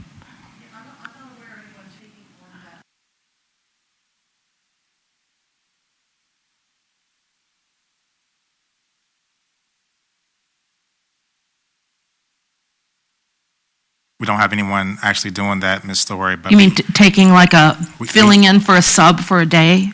if you remember the email that I sent you, the entire board, that detailed the rates for anyone that was actually covering classes, we haven't steered away from that, and we actually were retroactive to that back to the beginning of the school year. But there's not 2 different rates for covering a class? No, ma'am. Okay, so they'll have heard that today, so thank you so much for that. I appreciate. That's yes, ma'am. Okay, great, I appreciate that. Would you just clarify what is our protocol for a student, hypothetically, if they, because of the current events, what is our protocol? And I think the parents would like to hear for a student who writes a note and says anything about shooting up the school, says it in the hallway, it's documented. Can you reassure, can you let parents know what that discipline protocol is at the moment? The protocol depends on if the threat is actually credible or not. That's number 1. Number 2, the investigation actually occurs from the Student Services Department as they work with the police department or any other emergency services. So discipline varies, but any threats that are made to the school, the police department kind of gives us insight if this is going to be charged as a felony, and then we look at alternative education for that. But let me finish. Okay, sure. But Thank you. credibility is the key. Yeah. Credibility is the key that helps to determine some things, because some of our kids, because of what's going on in their lives or at school returning, sometimes they say things that they don't necessarily mean. And that is actually taken in consideration because we don't always look to punish students. We look to correct the behavior. Let me ask a question right here. These questions are fine, Ms. Story, but I think we'll ask them. You'll need to ask them at another time. And I think also we have a threat assessment or threat protocol that we follow whenever these things occur, and we've established that in policy. So that's something that we've established in policy, and I know, serving on the Pupil Services Committee for years, that's something that we've established in policy that we go through every time this is made. In a school, we have a team that goes through the policy, and I know when you served on the policy committee with me, we talked about the fact that we go through this protocol, and we go through this protocol either with the police or we go through with social services will get involved one way or another with families when we have these. So at this time, if we have some comments now, if there are specific questions that you want to ask the superintendent, you may give those to the superintendent. But at this time, if we want to make board comments, we want to make board comments at this time. But if we want questions about discipline and those kinds of things, they're in the policy. And so let us try to stick with those, especially at this time, so that other board members will have time to make their comments before the hour is too late. Well, Madam Chair. If you would. Madam Chair, I respectfully disagree that this is not important. We have had multiple school shootings. I wish it had been put on the agenda. I think it's very important that parents hear from us and from our superintendent what our policy is, and not just say, well, this was something we discussed last year. Oxford High School and District has just been sued for $100 million just by one set of parents. Now, I think it's important to discuss this, and there's no other time to do it. I believe, wait a minute, I believe that my borough, if they ask me to use my comment time for this, it's important. And I have never agreed with, and I respectfully say this to both you and Ms. Byram, I have never agreed with going personally to the superintendent to get an answer because I can't get out that answer to the public. It ends up being just to me. But I want my constituents in Chuckatuck to hear what that answer is. Now, I thank you, Dr. Gordon, for answering it, how you did. And I believe that I have a choice of how I use my comment time, since there isn't any other way for me to, A, get it on the agenda because I will be voted down because of the policy. And so that's how I'm choosing to use my comment time. Second of all, I'm going to ask that. No, this is not a time for you and I to engage. I'm sorry. Mrs. Story, it is because I preside over the meeting, and I'm not saying that you cannot speak. I'm simply saying this. If you have questions about our policy, the policy is written. That was the only thing that I was saying to you, dear. It's not a question of whether this is important or not. I never said it wasn't important. Not once did I say it wasn't important. I am well aware of what happened in Oxford, what happened in Parkland, what happened in several other places in the country. School shootings are not something that are not going on, and I know about the lawsuit as well. I also know what our protocol is because I chose to serve on the Pupil Services Committee along with other board members, so I'm well aware of that. I was simply saying to you, if you have more questions that are detailed questions and you want the answers to them, that the superintendent can answer them, and in his podcast, not in his podcast, in his Facebook Live and in his other opportunities, he can address those questions to the public if parents have concerns and if your constituents have concerns. That was my only comment. Please continue if you have comments. Go right ahead.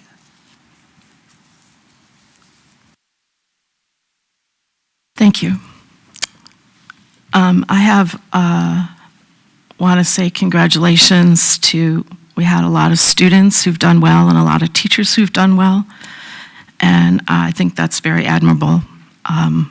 And so I'm not going to go through each one, but I do say thank you to all of those.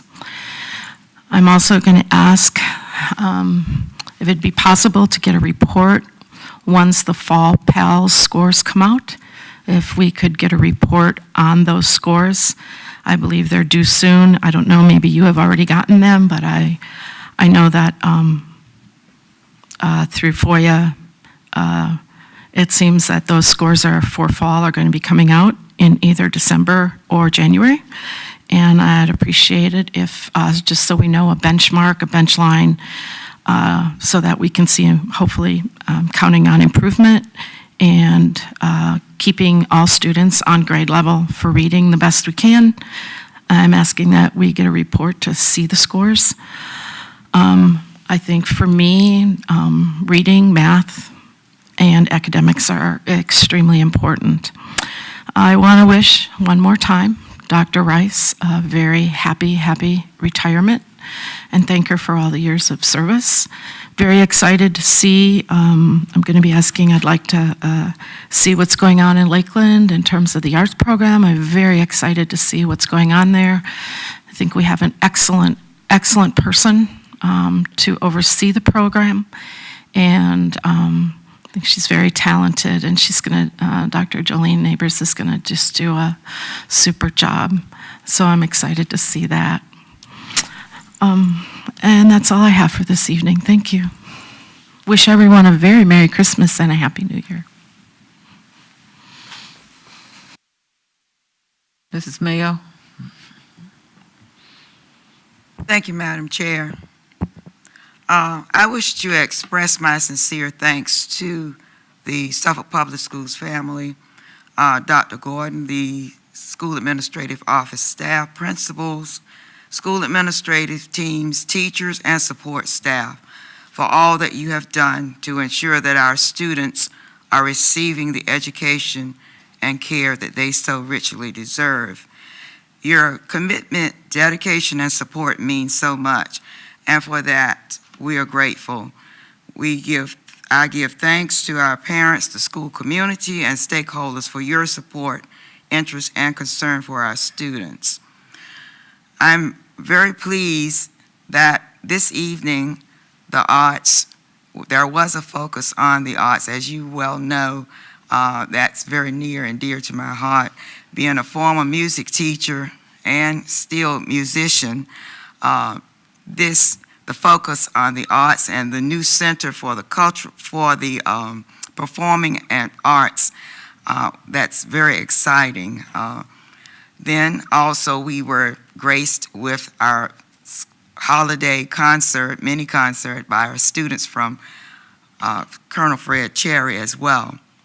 I did have the opportunity to attend the opening reception for the secondary student art show that's currently at the Cultural Arts Center, and I had an opportunity to talk with Dr. Neighbors during that time. The student art, excellent work, and we commend our student artists, as well as those who have done the window painting for the local businesses here in Suffolk. We had a lot of wonderful good news reports, and I'm very proud of our school division and all that we are doing to help our students to be the best that they can be. I thank you for the opportunity this evening, Madam Chair, to speak. Thank you. Mrs. Jenkins, Board Member Jenkins. Thank you, Madam Chair. As always, I want to start off by thanking Dr. Gordon for your exceptional leadership, along with your team, who does a wonderful job day in and day out. You are all an example of how you take a licking and you keep on ticking. You know what your goals are. You keep pressing and you keep focusing on what the end is going to be, and that's for a better Suffolk Public School District and for our kids and all who is involved. And again, I appreciate you very much. We had a wonderful VSBA conference in Williamsburg. The topics were particularly interesting and educating this year. I think all of us who attended, we learned a lot. And I'm grateful for getting that type of education as a board member. And we have our other meeting conference coming up in January, and I look forward to that as well. Everyone who presented tonight, the kids who played, those who spoke and presented, their programs or whatever, thank you so much. It's not something you just wake up in the morning and write down. It takes time to do that. And like I said, we just always have a detailed explanation, so it doesn't leave for a lot of questions because you put everything in there that we need. And if we do have questions, you're always available to answer it. And again, thank you, Mr. Skinner. And I want to correct, I know Ms. Story told me he had a wonderful red tie, and she referred to the one last year that I think I talked about. It was a wooden tie, bow tie that you had on. It wasn't straw, but you was close, but it was a wooden tie. And so we always look forward to looking at Mr. Skinner to see what GQ fashions he brings to the table. I just wish all of you a happy Merry Christmas and a Happy New Year. We've had a lot of challenges this year, but look, we're still here. We're still pressing, and we have to work together. We have to be a team. This is what it's all about. There's a quote that I have, and it says that to mine we should all be too busy for petty things, too big for smallness, too intelligent not to see what happens when we stoop to them. We all should be on the same level when it comes to trying to help our students, help our school district, help our city. We're not going to always get it right. We're not supposed to, because we're human. We make mistakes. And if, like I said all the time, if you see us falling short, come to us with a solution. Don't beat us down on the head and we can't even think about what we need to do next, but come to us with a solution. I appreciate you coming with your different opinions. It doesn't bother me. Just come with a solution and come with something different sometimes. It's the same thing all the time. And, I had a student, I work in the school system, not this one, but I had a student today, he told me, he said, Ms. Jenkins, everybody just comes at me all the time and tells me what type of bad kid I am. They want to put me out of school. He's 9. He said, but no one ever comes to me and say, do you need a hug? And it just tore me up. I was like, wow, this is what a lot of people I see need. They don't know what to do. It's so much negative, and maybe just some people just need a hug, just to let somebody else know that somebody cares about you. We care about, your next step, your next move, your future. And I hope that the new year brings a lot of love in people's hearts, a lot of compassion for things going into the next year. I appreciate all of you all. You don't have to be here. It's cold outside. You could be home watching TV, drinking hot chocolate, whatever. But I appreciate all of you from the bottom of my heart. And let's just work together. Let's focus on telling the truth, whatever the truth, not making up stuff. And have a good night. Thank you. I'm going to change the order just a bit. I told Ms. Johnson I would let her be last, so I'm going to change the order. And Vice Chair Bauer. Thank you, Madam Chair. A few comments. I want to thank Ms. Ward for giving us such an outstanding end-of-year good news report. We have so many good things going on in this school system. Sometimes we look at the negative, as people have said, a little bit too much. We need to accentuate the positive. And you do such a good job with that, Ms. Ward. I appreciate you. It's gotten better every day and every month that you've been with us. I appreciate you. Mr. Skinner, I appreciate your comments, CTE. Everyone who presented this evening did an outstanding job of answering our questions, as many of our board members have said. The holiday performance from Colonel Fred Cherry just shows us some of the talent that we are brewing in our midst. And as former mayor said, Ms. Johnson, she remembered asking Dr. Liverman for that strings, and we got it. And I've watched it grow over the years, And I think it's just such an important program that we have. We have a lot of things in our school system that other people only dream about. And I think it's important that we continue to support the arts as we are. And we have worked diligently for several superintendents now, trying to get performing arts in our schools. And it's becoming a dream and now a reality. And I'm very proud of that. Northern Shores, you know, that national blue ribbon status is something that makes us all very proud as school board members, as citizens of Suffolk. They should be extremely proud of that. And I challenge other schools and all of our employees to live up to that standard. We're doing great things. Not everybody gets National Blue Ribbon Awards, but those people that are in the trenches are day in and day out doing wonderful things that they're not getting rewards for. And I think one of our speakers this evening spoke to that. Why don't you go and congratulate a teacher or help a teacher in some way? Show them how proud you are of the work that they're doing in our community above and beyond the call of duty at this holiday season. And Linda Johnson, I just want to say a couple of things. I've worked with you in many capacities over the years, and I found you to be an outstanding person. I appreciate you coming to the board at this time and serving. Your expertise has been most welcomed and most appreciated. You have a wealth of knowledge, and I know you have learned a lot while you've served these few months with us. You've expressed that to many of us as board members. I don't think a lot of the public understands the job that we do and the responsibilities that we have.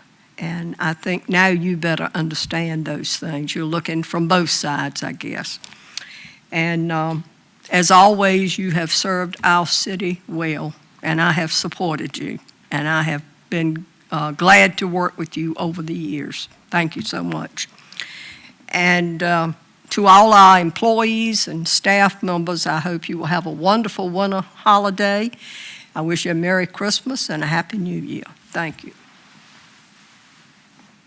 I don't know if last means last or whatever. I'll get to say adjourn, but. Ready if you're ready. Are you ready? Okay.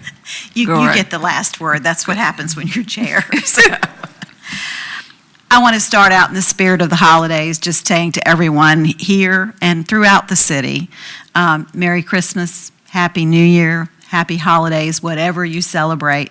This is a time to remember goodness and kindness and everything that we all want for one another, which is a good life together.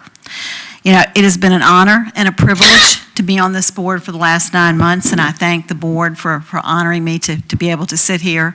I have, as Vice Chair Byram said, learned an awful lot about what you do, and it's a lot to it. There's a lot of work involved, a lot to learn. If I were to sit here longer, I would have had a lot more to learn. But along those same lines, I just want to say to you that it's just been an invaluable experience, and it's taught me a whole lot. And I want to spend a few minutes just to tell you what it has taught me, because I spent 20 years in this building as a council member and as a mayor, and I learned firsthand the knowledge of the inside workings of government. And I know that people looking from outward in always have a suspicion of what government is. But the truth is, government that works well is very, very important to our democracy. And I believe in it, and I left this building believing that Suffolk was in a good place and is a good place to call home. And I still very much believe that in my heart. Next, I come to the school board experience, and again, I've learned the inner workings of this board and of the school system, of the staff and the administration, which I had no idea how hard you all work. I know you do. Ms. Forsman, my hat's off to you. I can't even know how you get up in the morning and do what you do over and over and over. And I'm convinced, as I leave here tonight, that Suffolk Public Schools, it's a good place to be. And it's a good education for our children. And that is, as Councilman Reddick said, that is what this is all about. is educating our students. There are a lot of things, though, that I think we can do differently, and I want to tell you that there's a part of my experience in this last 10 months that I saw a side that I didn't see before. And I want to spend a few minutes tonight just to tell you that, because you might say, why?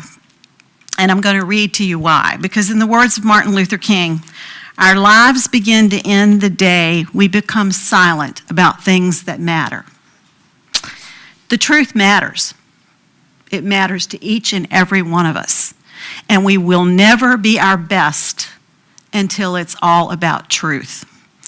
I've listened, I've read on social media, I've watched things happen, and this board, and mainly our chairperson, has been maligned and then has heard over and over, as I have heard over and over, well, why can't you just be quiet? You can't just be quiet. When you know you're not wrong, when you know the things are not happening the way they're portrayed, if you are quiet, you are complicit and you are letting it continue. That will hurt everyone. And you can start, yes, it will hurt our students. It will hurt our families. It will hurt our teachers.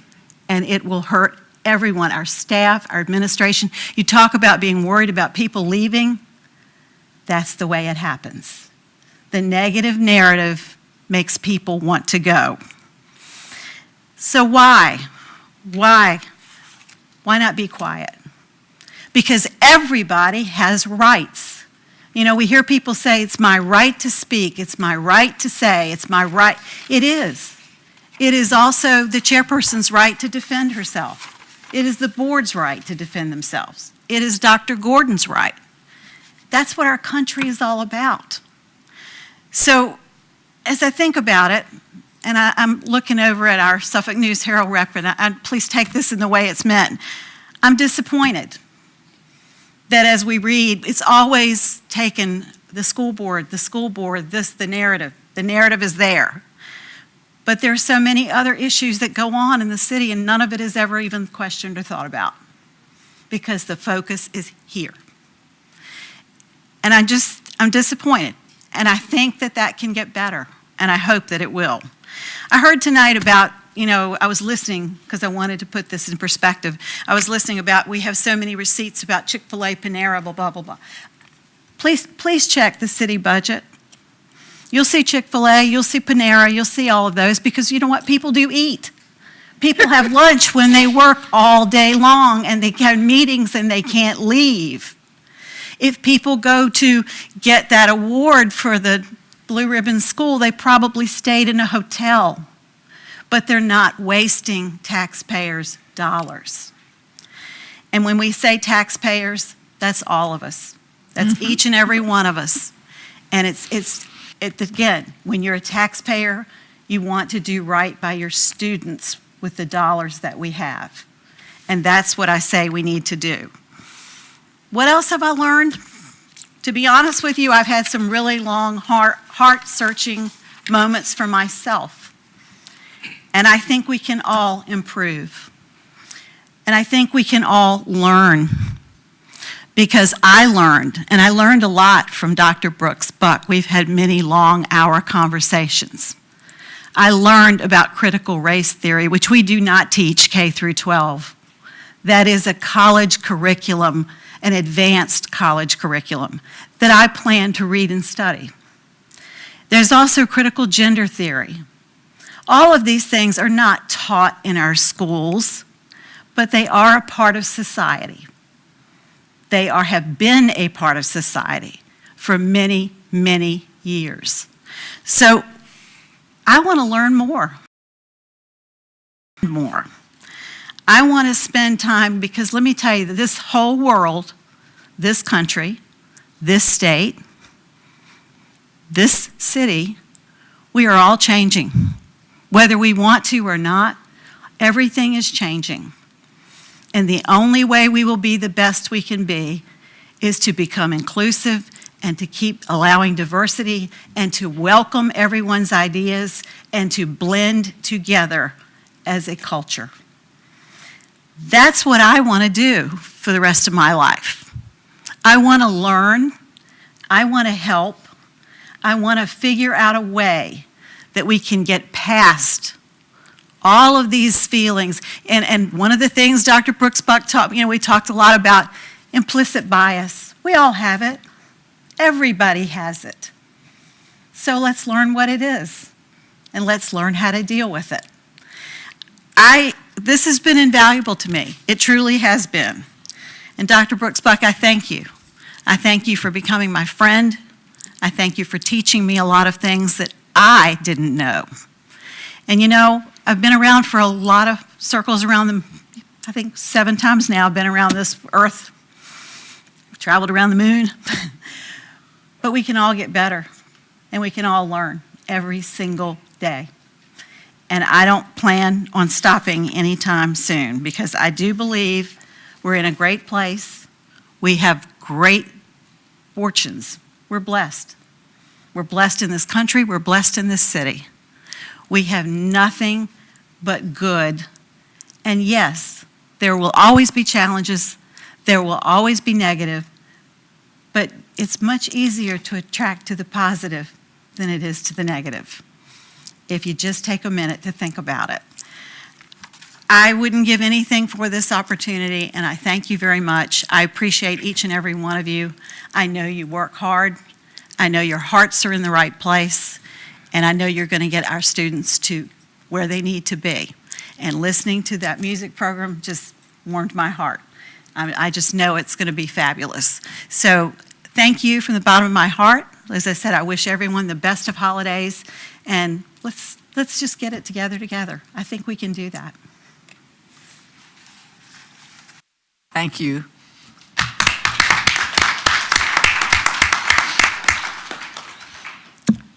In a way, I didn't want to talk after you because I didn't want to sit up here and cry. I thought about Susan, and I thought about you, and I thought about the people leaving, and that's not really a good thing.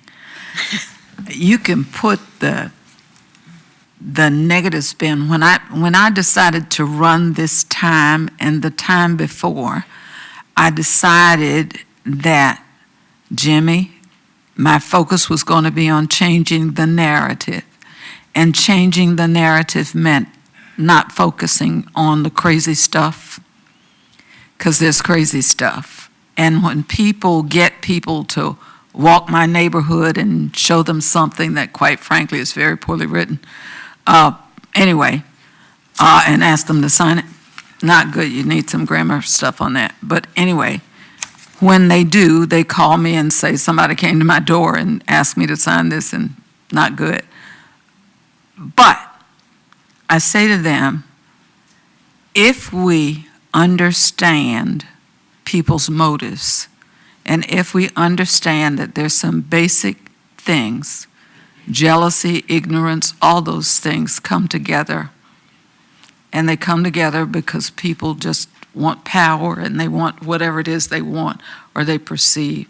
They don't understand that whether I'm chair or whether I sat over there like I did where Mrs. Mayo is sitting for 6 years. I've been chair 1 year. 1 year. I get 1 vote as chair, just like everybody else. I have no power over any of the people, and if you paid attention at all tonight, you could see that everybody didn't vote with me on every issue for everything, if you pay attention. So there are some things that people just need to understand, and they'll get it one day. The important stuff, changing the narrative. The letter that we got from Congressman Scott, I was in a meeting, in an actual political forum, Ms. Jenkins, we were talking about issues, and a lady got up, Congressman Scott and Senator Warner were here, actually, for a function, and they were talking about the things that they were doing and talking about the things that Congressman Scott, the Repair and Rebuild, the new act that's coming up that allows for some money for rebuilding schools. And I've been talking to Mayor Duman, and we talked to City Council about trying to get some of that money to rebuild our schools. Anyway, they were talking about that, and some lady stood up and went through the whole laundry list of what was wrong with public schools and how people weren't doing what they were doing. And I was really appalled because I thought, here, I've been begging this money and this senator and this congressman for money for our schools for years, and we've to the point where the president has signed this bill, and we have a chance to have access to some of this money, and here this person is coming up with all this negative stuff, and we might lose it. And so I went up to him afterwards and I said, you know, the city of Suffolk has a school in your district that has done an outstanding job, and he wanted to be here when they were acknowledged. It's just that Congress is back in session. It didn't work out, so he could be here. And that's why we got the letter tonight. I got that letter emailed to me because I told him about our school. And when you were saying, Ms. Jenkins, that we have to talk about solutions, whenever I talk about our school system, I talk about the wonderful things that we do, the opportunities that we have. I also talk about our challenges and our needs, but I don't give a laundry list of all the bad things that happen in our school system and all the problems that we have. I tell them first about what we're doing with what we have, with our limited resources, and then I go into what we need, because we've got to talk about, we've got to sell our own story. We've got to change the dialogue. We've got to tell people what resources we do have and how we use those resources. And when we do, people actually listen. That's why we got that letter we got tonight. It was a surprise for me because I've been waiting for it.